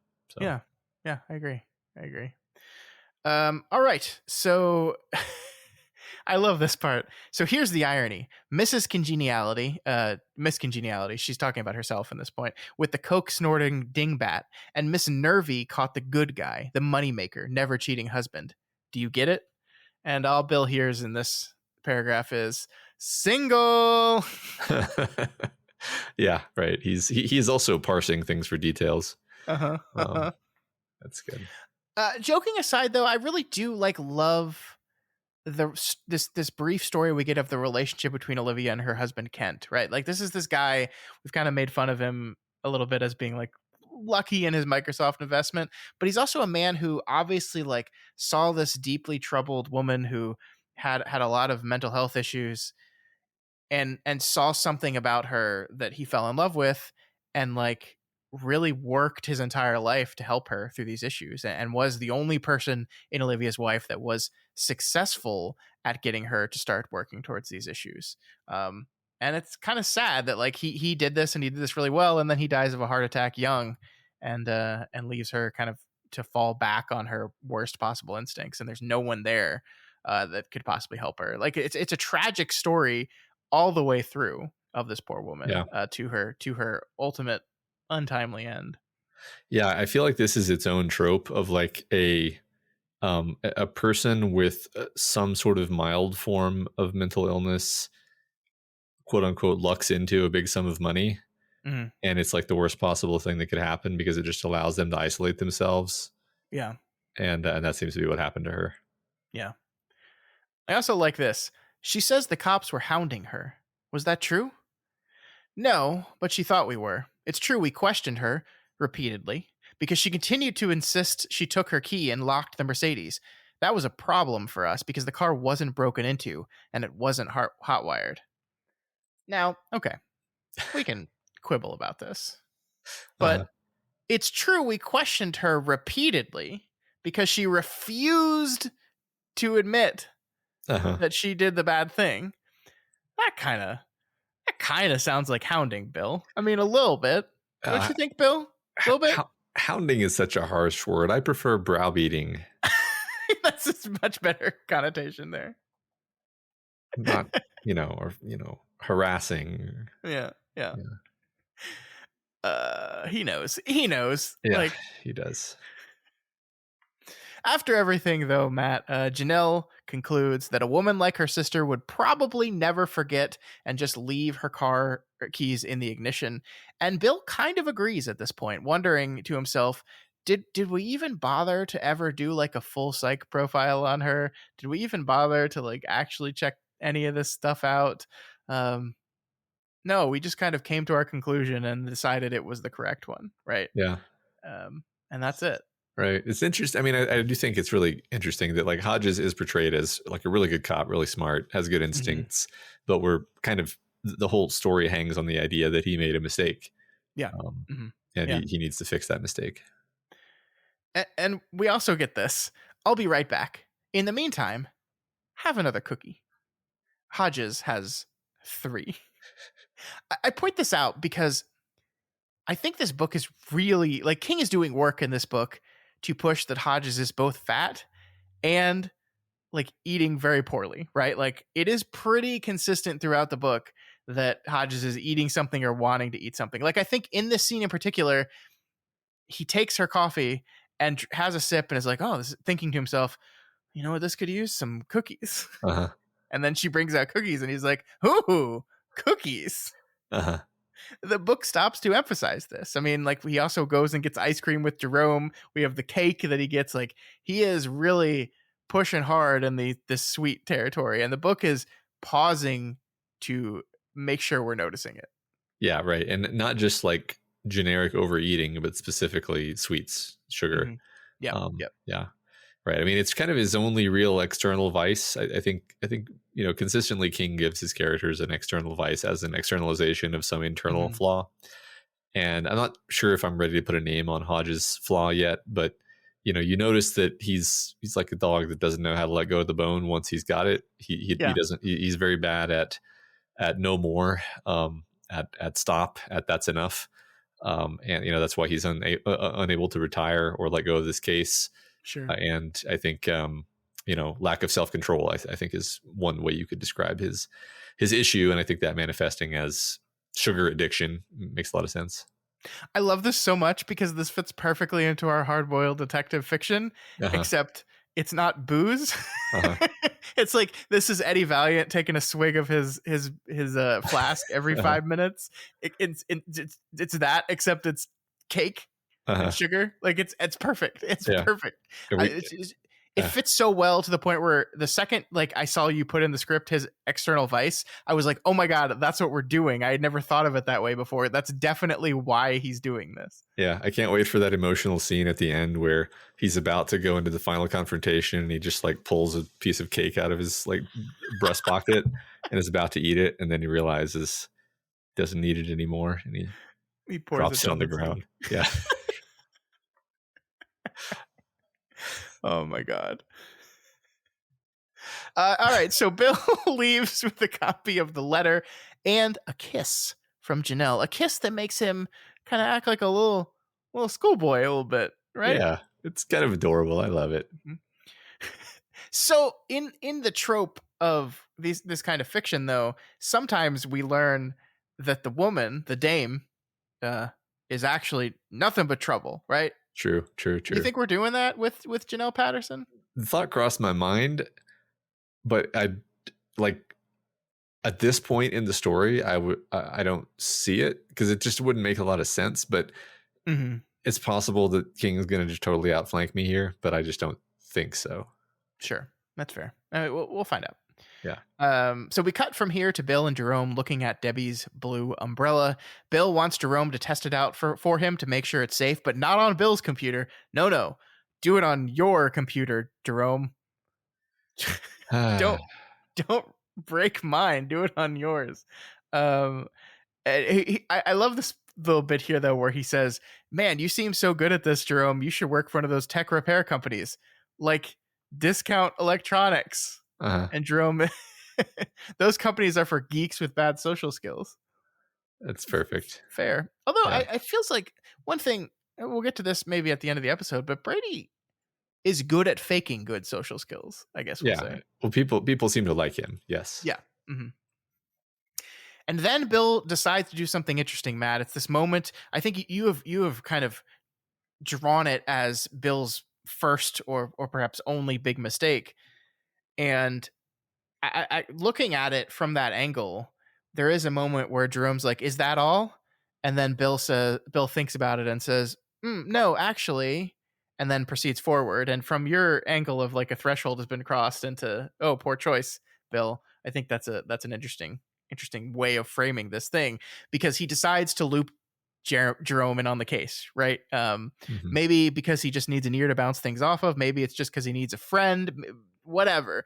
But he asked Jerome to go for a walk with him and grab some ice cream and discuss this hypothetical situation to him that is so clearly just the Mercedes massacre that Jerome sniffs that out immediately, right? Yeah. Just is immediately oh, you're talking about the Mercedes case.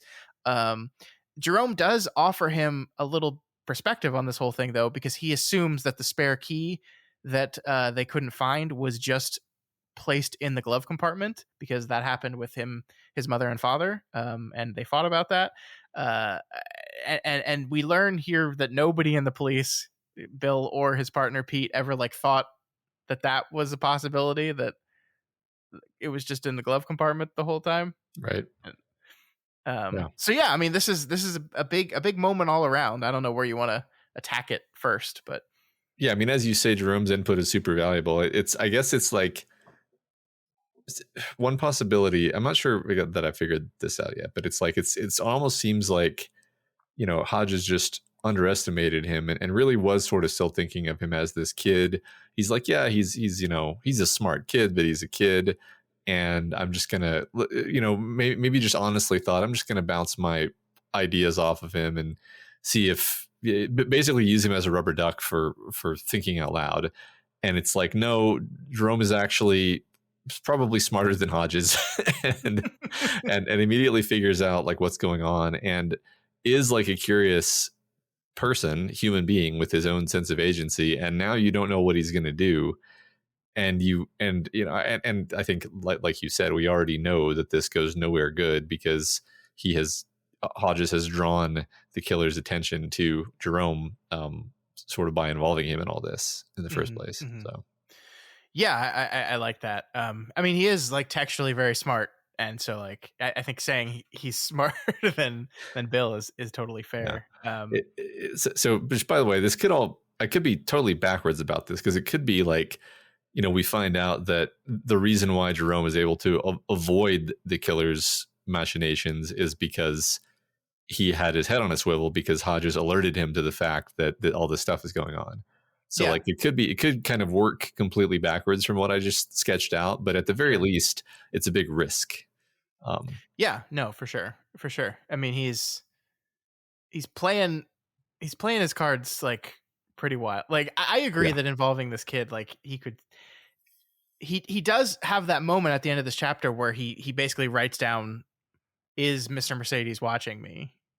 And he concludes, "Yes, of course he is," and then doesn't like draw that connection to the next thought of like, oh, then he's seen these other people and I've just looped in some other people into this dangerous situation. But perhaps he will after a dog gets poisoned, if that happens. Yeah, we'll see. Perhaps he will. I just want to say, like, we've been talking about this as a big mistake, and I agree, perhaps plot wise it is, but like story wise, I love these two characters, and I love watching them interact and tease each other and like joke around. Like I even like the moments where he's doing it is like where he's like, "You're talking about the Mercedes thing, aren't you? Say that I am." Like just this, the way they kind of have this easy relationship with each other. I just really like it a whole lot. Me too. Yeah, it's no, totally agree with that characterization. You're simultaneously mad at him for doing it and glad that he did, because it's more fun this way. Yeah.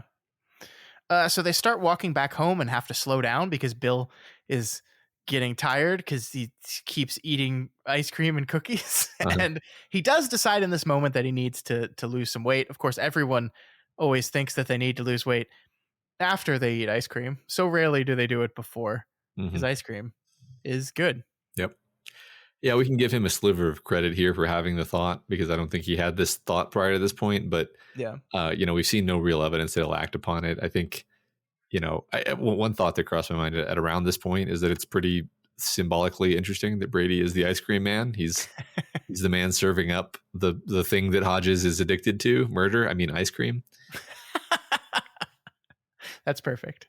I love the little bit of honesty from Bill here, as he says, "When I get home, I'm throwing all the snacks in the trash," and then says, "No, wait a minute, down the disposal. It's too easy to fish them out of the trash." Which is just like perfect, blatant honesty with yourself. Yeah. I love it. Yeah, I love it. So on their way back, they do see the ice cream truck drive by. Jerome waves to Brady Hartsfield, and we cut over to him, and we get this little bit. He's wearing a sweater beneath his white Mr. Tasty jacket because the load behind him is cold. Like my mind, he thinks. Only ice cream is just cold. My mind is also analytical. It's a machine, a Mac loaded with gigs to the Googleplex. All right. Let's just take the murder and put it aside, right? Take the manipulated suicide. Let's put that aside. The racism, the incest. Let's just take all that and put it aside. I still fucking hate this guy. Yeah. Who talks like this? I want to punch him in the face. It's great. Cold like my mind. Cold like my mind. I love it. The ice cream is just cold, but my mind is a machine. Fuck you. Yeah. Is there a TV adaptation of this? There is, yeah. I want to.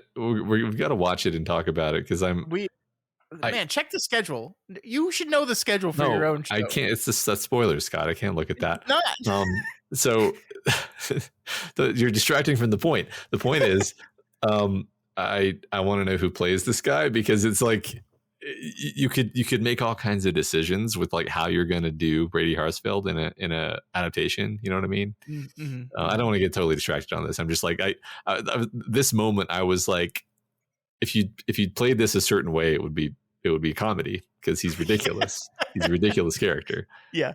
Yeah. But he's also, terrifying and a monster, right? So yeah, I have honestly never seen the television show, so okay.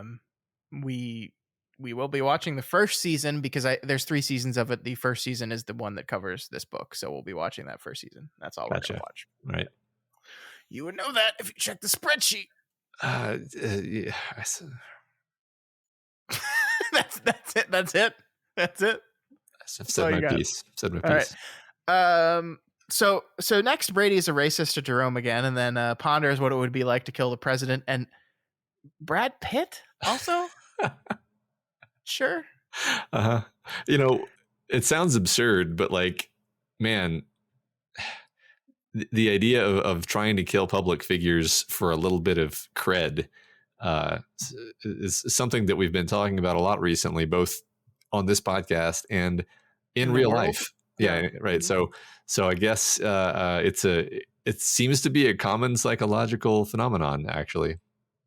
But isn't like Brad Pitt like the lamest possible? It's I gotta make a statement. I'm gonna kill Brad Pitt. So what year was it? What was this? 2014. 2014 Brad Pitt movies. I'm just wondering, because like,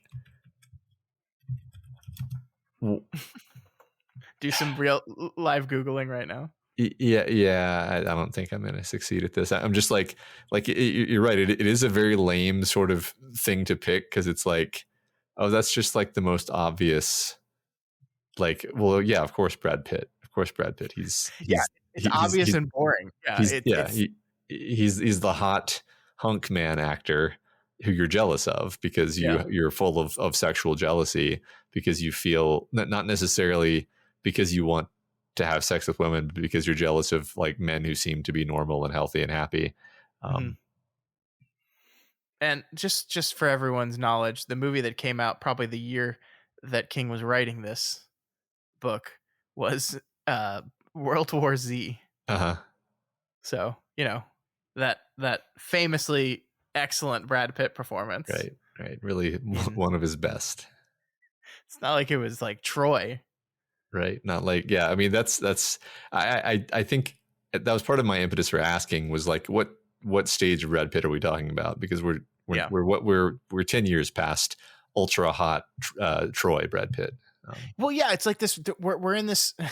We're gonna have a 20-minute conversation about Brad Pitt now, but I think 2014, 2013 is in this really kind of interesting period where he's definitely past like the Mr. and Mrs. Smith like heyday of his career type stuff. Like it's early young Pitt is over. Like the Mr. and Mrs. Smith and Glorious Bastard stuff is over. He's in this really little period where like everything leading up to Once Upon a Time in Hollywood, which kind of like reignited the Brad Pitt brand in my estimation. We're just so it's just like the least sensical actor you could pick in this particular time frame, but just like because it's not it's outdated. It's like, oh, the Moneyball guy. That's who you're. Yeah, right. Oh God, that's amazing. I have nothing to add. I agree with you. Yes, it's funny. Anyway, let's talk about the book again. So one thing I wanted to comment on here, and I kind of previewed it a little bit earlier, was I do think it matters that he's like having these thoughts about killing the president and killing Brad Pitt while like smilingly serving children ice cream, right? I think what King is doing with this is he wants us to understand that these people exist in society, and they exist in society in a way that they are basically undetectable, right? Like this is not a guy who it seems like so far, and maybe this won't always be accurate, but like it doesn't seem like people are going to be like, if he were to be discovered as the Mercedes killer, people would be like, oh yeah, I always knew that. He was like quiet and a little weird. And it's like, no, like he is very intelligent in how he manages relationships with people, right? Like he has the woman that works at the ice cream thing that has a crush on him, and he's constantly nice with her. He like he's super racist, and Jerome has no freaking idea, it seems. The Yeah. people he works with at Discount Electronics, like he has some disagreements with some of them, but like I don't think they would say that about him either. Like he blends in very, very well, and I think King is making a point about that. Right. Yeah, I think in particular his the boss at the electronics store, he just like loathes the guy, and but he just like he does what he's told. You know, he doesn't complain. So his boss probably thinks he's a great employee, actually. Yeah. Yeah.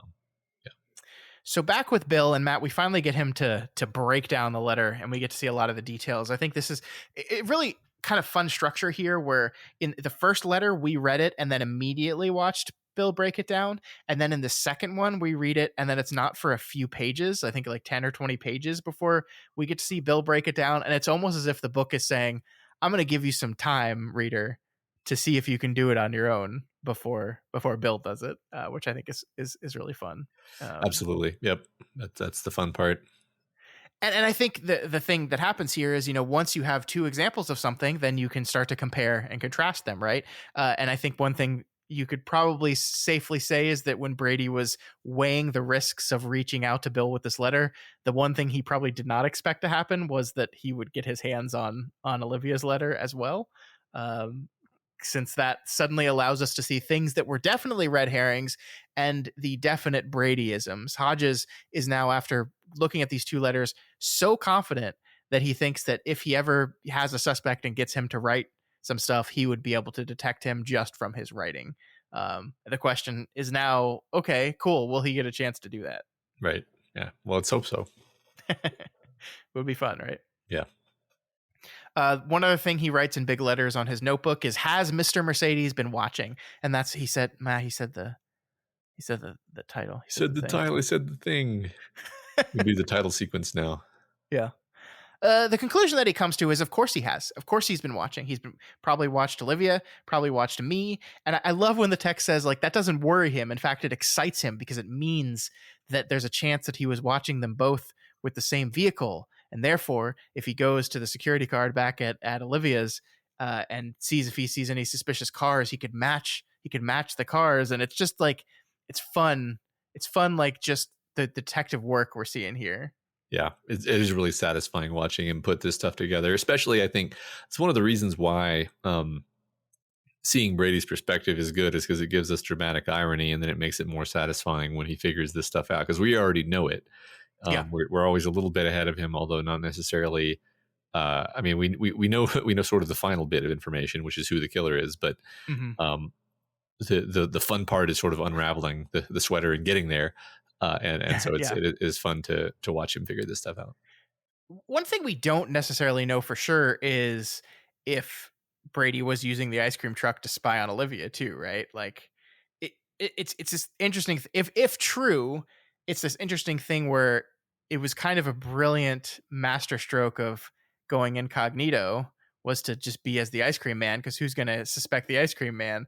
But also, if the ice cream man is suspected, it also becomes incredibly obvious right away, right?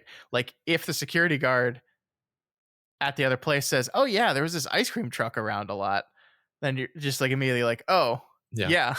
Right. Done. It is a super conspicuous vehicle. Yes. Yeah. I would say on the list of conspicuous vehicles, gotta be near the top. 100%. Yep. So Jerome calls Bill to let him know he's checked out Debbie's blue umbrella, and that it seems legit. It seems fine. At least there are no viruses readily apparent on his computer after going to it. It seems to be just what it says it is, a place for people to anonymously chat with each other. So there's that. Awesome. I'm sure it is. I'm sure that's what it is.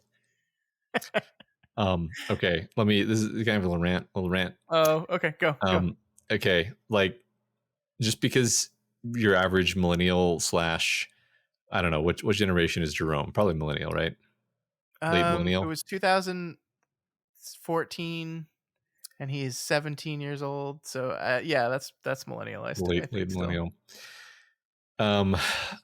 Just because your average millennial knows their way around Microsoft Office and knows that the programs are under program files in Windows Doesn't mean that we all know whether a website has put a Trojan on our computer, or for that matter, if our computer has been totally rooted by someone who actually knows what they're doing. So I think the reason of this rant is like Jerome wouldn't actually know whether or not Debbie's Blue Umbrella was safe unless we're specifically saying that he's something like a particular expert in computer security, which I don't think we are. I'm not going to let this bother me, but I just think this is like actually King not quite understanding that anytime you go to a website, you might as well have just like stuck your hand into the biohazard bin at the doctor's office when it comes to like, oh, don't worry, I had a glove on. It's like, yeah, okay. I think generally you're correct. I do think King is pretty explicit here that Jerome is like well versed in this stuff. Like I think he brags about his level of antivirus software he has installed on his machines. He seems to know and understand this stuff. I think the argument could be made is that like Jerome is kind of drawn by King to basically be Superman, and that he's just good at everything and understands everything. And it's like, I'm not saying that's not a fun character. I think it is. Like Jerome is just kind of awesome at a lot of different things. But yeah, he just seems to like, he's kind of the catch-all of, if I need someone to do something, it's Jerome. Yeah. He's the guy. Right. Yeah. I mean, I think within context of this story, computers are a sort of magic system that Jerome is a wizard of that magic system, and so that's all you need to know. You don't need to know the details. So yeah, I'll accept it. Yes. Yeah. Speaking, we talked a little bit about how I love these two characters and how they ping off each other. I just really liked this. He's talking about signing up for the website and says, next, there's a little questionnaire you fill out: age, sex, interests, things like that. And then you have to punch in your credit card number. It's $30 a month. I did it because I have faith in your powers of reimbursement. Your faith will be rewarded, my son. I just love the zippy dialogue between the two of these guys. I really do. It makes me smile. I love it. I sure hope nothing bad happens to Jerome, and he has a happy ending like Shia LaBeouf. Wait, which, like real life Shia LaBeouf or like characters in these stories? I don't think any of the characters in the stories nor real life Shia LaBeouf has had a happy ending. Actually, no, I can't remember. I can't remember what happens in never mind. It doesn't matter. We're not talking about Shia LaBeouf. I can't even remember the movies. Well, Constantine is one. What was the other one that we just talked about 5 seconds ago? iRobot. I'm pretty sure he does not die in iRobot. He doesn't die in that one. So I'm hoping what he does die in. Constantine. Indiana Jones. Indiana Jones. Oh yeah, he dies off screen. They killed Mutt in Vietnam, I think it was. Korea. He died in Vietnam. Everyone's very sad. Anyway, moving on. Mutt went home to his home planet. Yeah.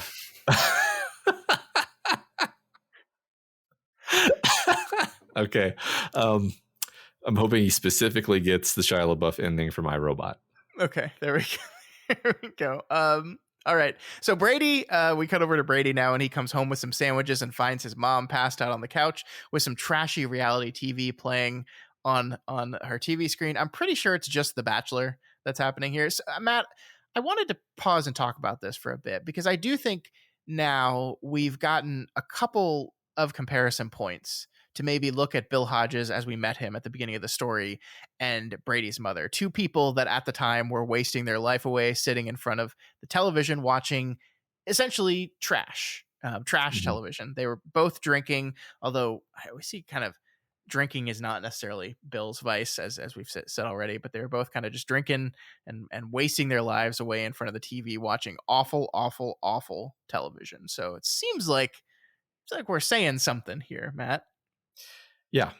I agree. Something about the it's very Ray Bradbury. The TV is killing them slowly, sucking their life away.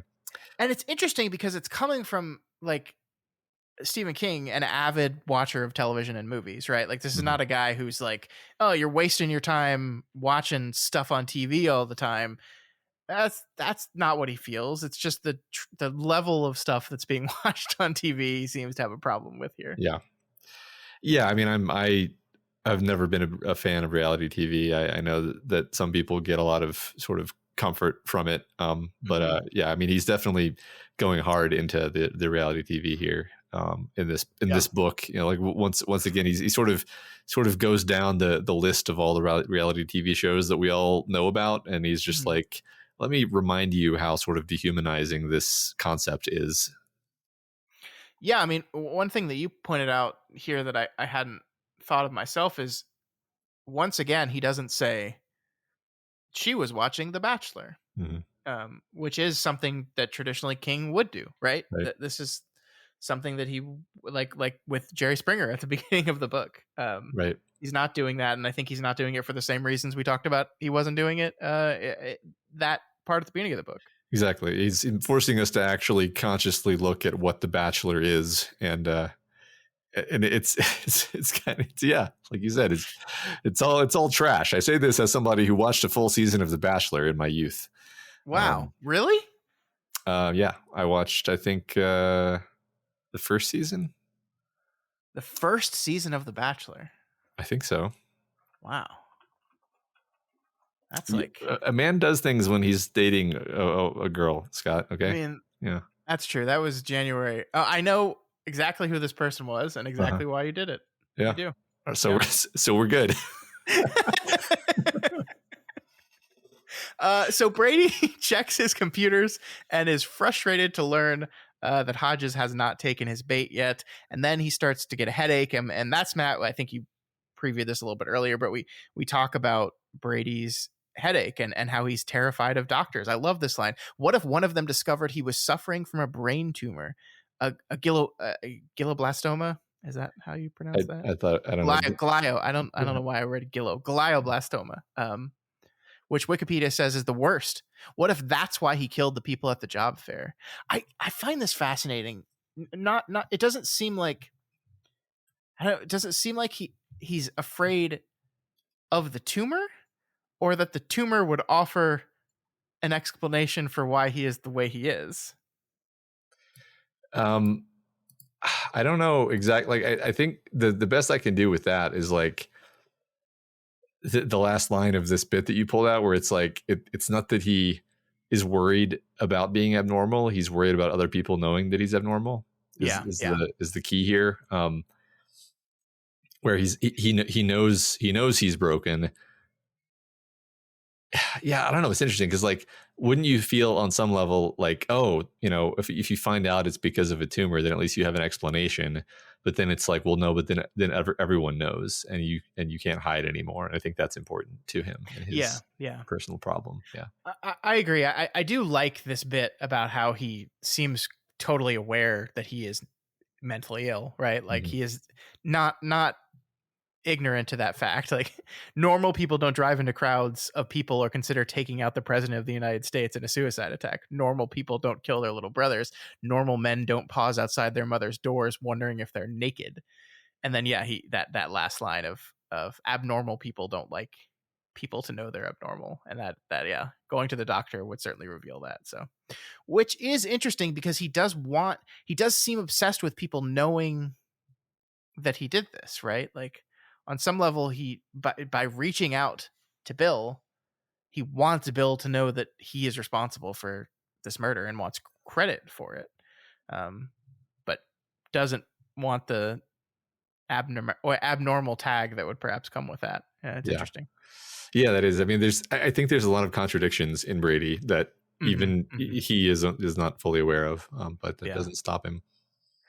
So we're back with Hodges, and we learn that the reason he hasn't quite taken the bait yet is because he knows he has to think up the perfect thing to say when he does. He's got one shot at this, and he just hasn't come up with the perfect thing.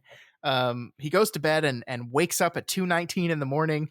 As it comes to him, the perfect thing to say. He logs in to Debbie's Blue Umbrella and says it, and we cut over to 3 miles away. Brady can't sleep either. He gets up to check his computers and finds the debt ret has finally taken the bait. Well, sort of, because the message he writes is, seen a lot of false confessions in my time, but this one's a dilly. I'm retired, but not stupid. Withheld evidence proves you are not the Mercedes killer.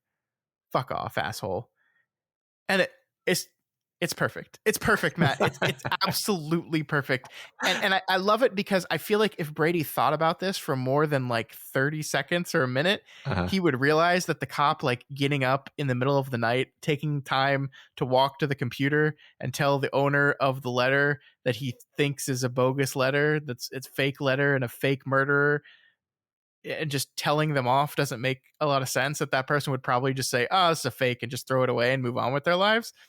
Like, they probably wouldn't take all these steps, but it doesn't matter because what it does is exactly what Bill wants it to do, which is it drives him into a rage. It baits him, it gets him. It gets Yeah. him exactly where he wants him. Yeah. I love the way this was written so much because King hides from us what it is that Hodges has decided to say. Yeah. Mm-hmm. And it's one of those times where it works perfectly because you actually kind of want a second to be like, maybe I can figure out what it is that he'll say. Because that's what I was thinking about as Hodges is trying to think about how to respond. You're thinking, you're like, what would get Brady to respond? Like, what would get past his defenses? Yeah. And I didn't think of this. And then the first time you see it is essentially when Brady sees it. And like as you're reading it, you're like feeling the imagination, Brady, in your mind, like swelling with rage. And then you see his reaction, and it's amazing. Yeah, it is. But we do end on this note where Brady channels that rage into a plan. He wants to hurt Bill, and to do this by hurting Jerome, and then of course hurting Odell, Jerome's family dog. And that is where our chapter ends, with Brady researching some poisons and it curing his headache. So yeah, cool. just so you know, Matt, the next chapter we'll be covering next week is titled Poison Bait. Okay, that sounds bad. I don't like that. But it also could possibly have a double meaning. Could have a double meaning. Let's hope that it has a double meaning. There you go. All right. All right, that is it. As we said, we're going to be reading the next chapter, Poison Bait, next week. But before we sign off for the week, we do have some discussion questions to chat about. Matt, what was our question last week? Last week it was, in our paradigm of knowing or not knowing who the killer is, which do you prefer? So I feel I didn't necessarily read all these in advance, but I feel like we got a lot of the same answer, which is I'll just read one. Okay. Darian Tyros says, discussion question answer. I'm pretty much directly alongside Matt here. The cat and mouse style is my favorite version of this style of story. You get a lot more time to really characterize the criminal and the detective. Then you get the fun anticipation of seeing how these personalities are going to clash when they finally meet. Plus, there's just a certain fun to be had in being in the criminal's head and finding their motivations and thought processes. They say, side note, I love how Matt characterizes people in these stories as men who straighten bad pictures in strange hotel rooms ever since the beginning of the podcast, after that particular moment of Roland's characterization. Yes, it's like my favorite way of describing a character ever. So you can't blame me. Yeah, I love it too. I love it so much. And you've done it so many times that I don't even like comment it on anymore, because it just, I just hear it and say, you did it again. And then we move on. Yeah. Excellent. All right, Kashaku says, I generally like both styles of detective stories as long as they're done well. Seven is a great example of the audience finding out who the killer is along with the detective. And Silence of the Lambs is also a perfect example of the cat and mouse type style of storytelling. But there's also a third style that's more rarely seen, and that's just following the detective as they navigate the seedy underworld they manage to survive in. And Lawrence Block's When the Sacred Gin Mill Closes is a great example of that. The book follows Detective Matt Scudder as he tries to solve various cases while he carouses with all types of shady people, from pimps to mobsters. It's a fun one, though maybe not the best one for your first foray into the world of Matt Scudder. For that, I would try 8 Million Ways to Die or A Walk Among the Tombstones. That last one is a Liam Neeson movie. Ooh, cool. When he's part of his post-taken old man kills things kick. Yeah, I feel like we're going to get a lot of really good suggestions for good detective stuff, and I am here for it. Mm-hmm. Corinna 2020 says the Grim Sleeper is a real serial killer, my dudes. Arrested in Yeah. 2010 for at least 10 killings between 1984 and 2007 in LA. He died in San Quentin in 2020. I did not know that. Yeah, I did not either. But you have a podcast. You say things that are wrong. Yep. we got. Let me check how many emails and messages we got about that. We appreciate them all. But we Yeah. got a lot of people letting us know that. Yep. And then they say, in an answer to this week's question, I prefer stories where I know the killer and the story is about the detective and the killer coming together. One big reason is the type where the killer is a secret. 99% of the time, I figure out the killer halfway through the book, well before the big reveal, and then it's a big letdown for me. Not many writers can keep me guessing, and fewer surprise me with the whole whodunit. Yeah, I mean I basically agree with that. I think the big exception for me, as I said before, is Tana French, where she does do the thing where she typically hides who the killer is for quite a while, but does it in a way where I just love it because she's really skilled. But I do think that's harder to do. Yeah, it is. I think that the thing to me, if I had to try to like distill down why stories like that work when they do work, especially with Tana French, is the reveal is always kind of more about what it means to our characters than it is like who did this, right? Like Mm-hmm. the mystery ends up being a metaphor for whatever the character is going through at the time. Yeah, And that is always really, really engaging. So right. And I think usually you're like, well, it's one of these three people, and then and that and then the figuring out of which of the three is the drama, and so you're not. It's not like you're totally surprised, right? yeah, Yeah. yeah. Transit says, I love to be in an antagonist's mind, especially a king antagonist. Whodunits are fun, but I want to feel the grimy walls of some psycho's mind. Love We it. certainly got that in this book. Yep. That's one of the pleasures of this type of story. Mm-hmm. Bandit Panda 19 says, while I do enjoy a good cat and mouse story, I like playing detective myself more. Maybe it's growing up in the 90s where the horror films I rented loved pretending to be Scooby-Doo. There's the large cast where outside of a choice few, any of them could have done it. And unmasking in the end, showing the killer was in plain sight the whole time. Main one that comes to mind is one of my favorites, Scream. While the trope gets old and nonsensical a few into the franchise, those first ones you can put on your Sherlock hat and figure out who has been donning the ghost face mask. These style of stories also encourage a second watch / read to see if the clues were there the whole time, or if the writers just pulled the reveal out of nowhere. Yeah, I guess Scream is another good example of that type of story. Mm-hmm.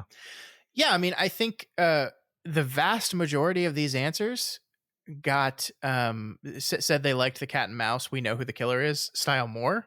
And I think I tend to agree with those generally. It is good we got some people to represent the other side of the coin. Yep.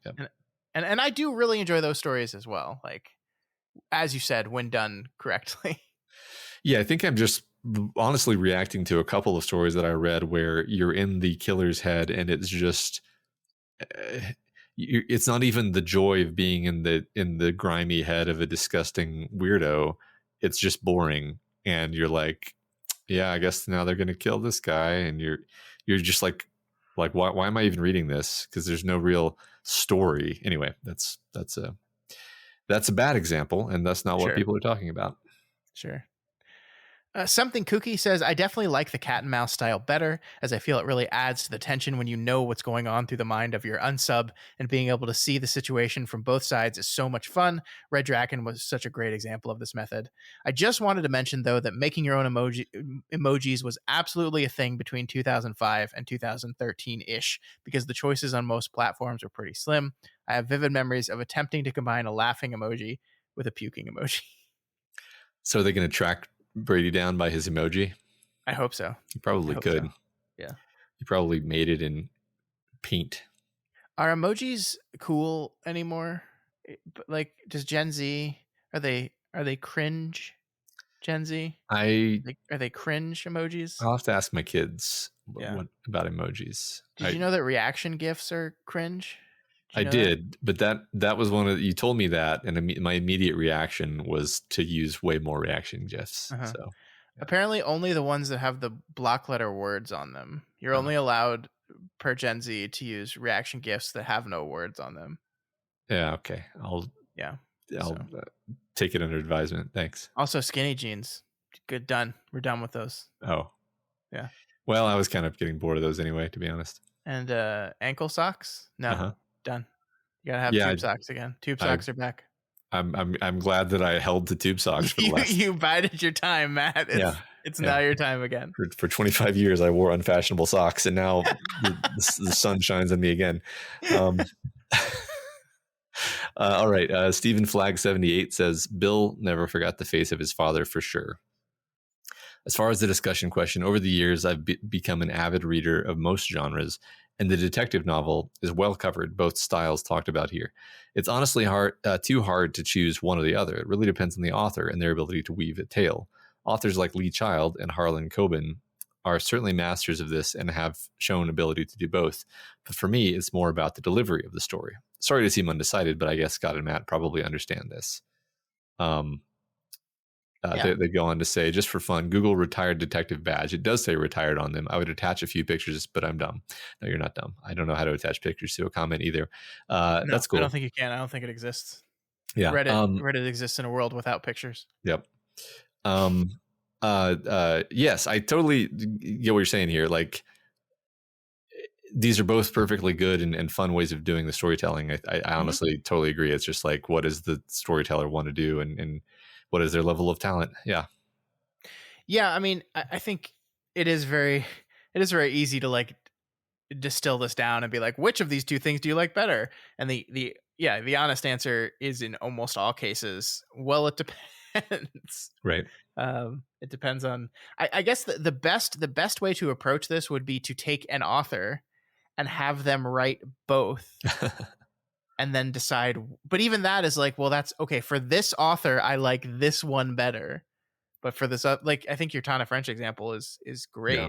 I mean, I am a little curious, like, what a Tana French cat and mouse story would look like. I mean, I just, that is very different from the way she does things generally. Because most of her killers are not like creepy psychos. I mean, I guess at least one of them is that I can think of, but but that would just make it feel very different, right? So yeah.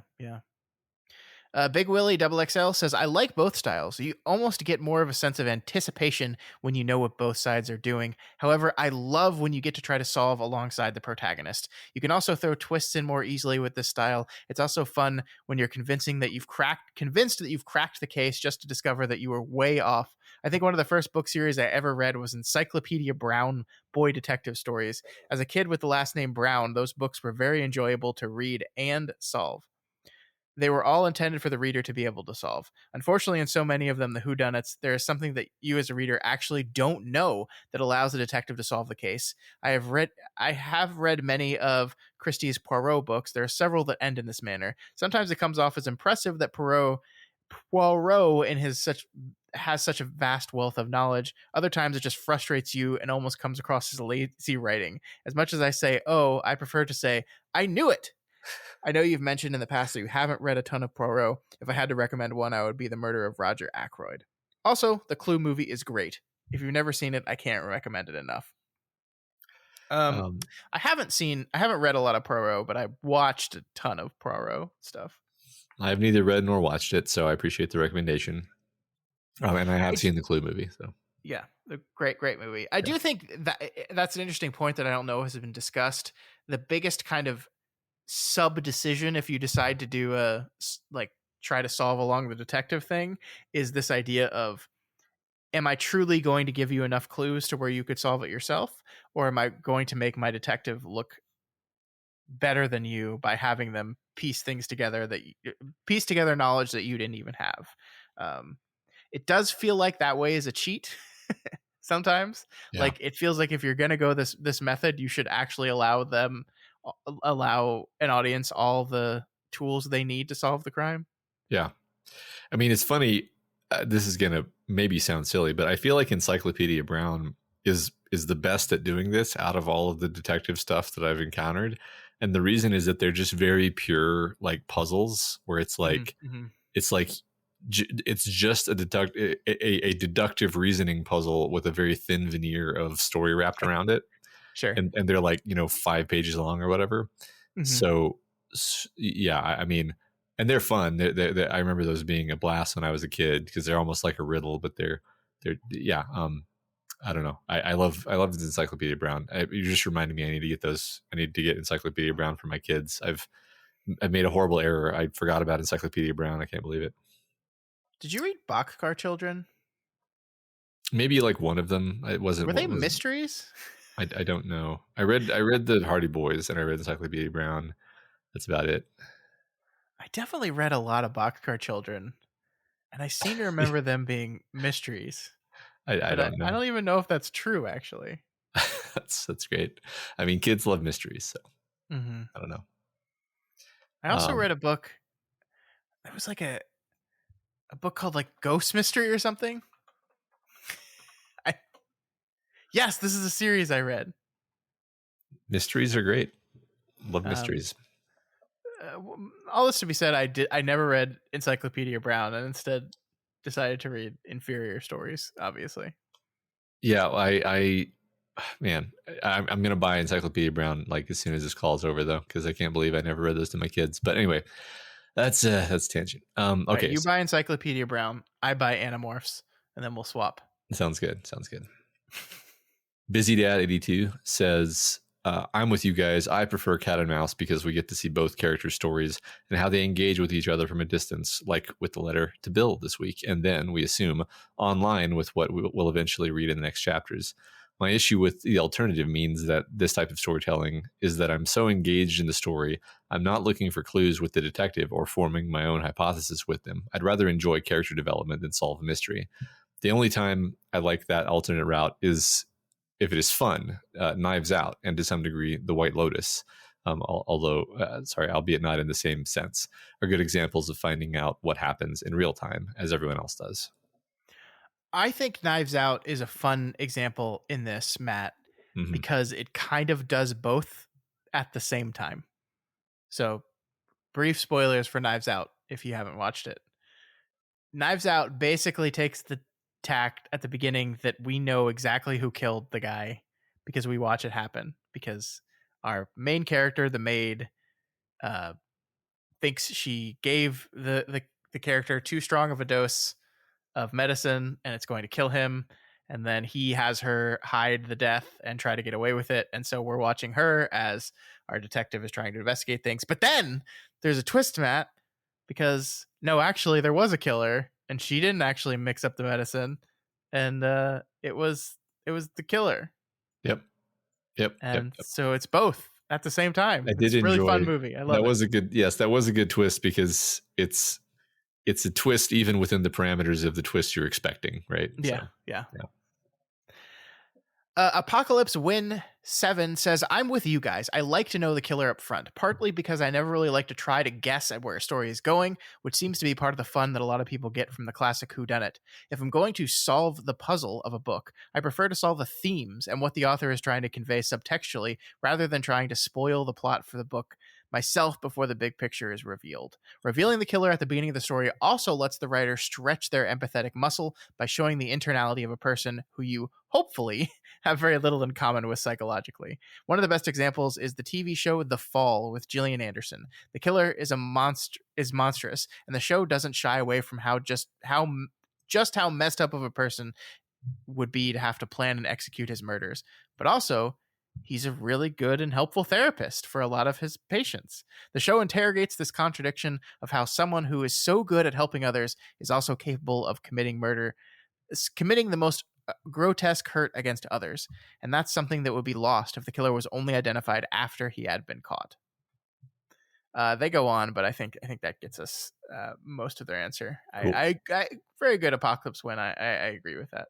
Yeah, that makes sense to me. I appreciate all these answers, by the way, because it helps me like digest, the reason why these things work the way they do, right? I mean, it's actually really interesting because we read a bunch of these stories. We don't ever really sit back and say, like, how does this work? Why does this work on me? Like, why is this such a stable, fixed point in storytelling space that people keep returning to over and over and over? like what is so compelling about it. And I really, again, appreciate these answers, because I really feel like y'all have like explained this to me. So thank you. Yeah. No, that was really good. Really great answers. Really helpful. Now you said you were going to get a lot of recommendations, Matt, but this next question is specifically designed for us to get a giant list of books that we need to read. Are you ready for it? All right, let's do it. Who? Oh, you can go ahead. No, Okay. I don't want to take this away from you. Go. All right. The question is, who is your favorite hard-boiled detective in fiction, and why? Oh, here we go, Matt. Other than the ones from Law and Order, obviously. Yeah, those that hard-boiled Law and Order Special Victims Unit. Yeah, that's definitely the most hard-boiled of the detectives. The hardest boiled. I like, honestly, like, let's not gatekeep genres. That's fair. Who cares? That's fair. But yeah, definitely not hard boiled at all. What's wrong with you? Yeah. So yeah, let us know if it's a Bill Hodges for some reason. That's fine. Obviously, don't give any spoilers to future Bill Hodges events in your answer. But if not, let us know. There's lots of examples out there. I'm looking forward to seeing what people say. I think the biggest, most consistent, constant answer we're gonna get is Encyclopedia Brown. Totally. I mean, it stays with me, man. Haunts me. Encyclopedia Brown. Haunts me. All right, folks, that's going to do it for us this week on Kingslingers. Next week, as we said, we will continue Mr. Mercedes with the 4th chapter, Poison Bait. Matt, next week is also when we reach the halfway point of this book, if you can believe it. This is a short one. We're kind of tearing through it. Wow. So, yeah. Didn't know that. There we go. All right. Yeah. Remember, you can reach us via email at kingslingerspod@gmail.com, over on Twitter at kingslingerspod, and of course on the subreddit at reddit.com/r/doofmedia is the best place to answer that discussion question. And if you want to merchify your life, you can head on over to doofmedia.myshopify and get some great Kingslingers merchandise. I actually, just as we were talking, like right now, Matt, someone posted a picture of their mug on Reddit. Uh-huh. So you can post pictures to Reddit. I'm just learning this right now. You can do it. Don't know how, but you can do it. Okay. And so there's their podcast me mug is right there. So I hope that spurs the rest of you to head to doofmedia.myshopify.com and get your own mug or sweater or pin or hoodie. Yeah, we need to get that straightens bad pictures in strange hotel rooms mug. Are you just gonna like come up with a new merch idea every week that we can't do? It looks like it. Yeah, we got 2 more months of the show and we have like 12 mug ideas. We do have we have a backlog of mug ideas. You're right. Anyway, you know that what that mug should be is, it should be that those lines in a picture frame, but the picture frame is off kilter.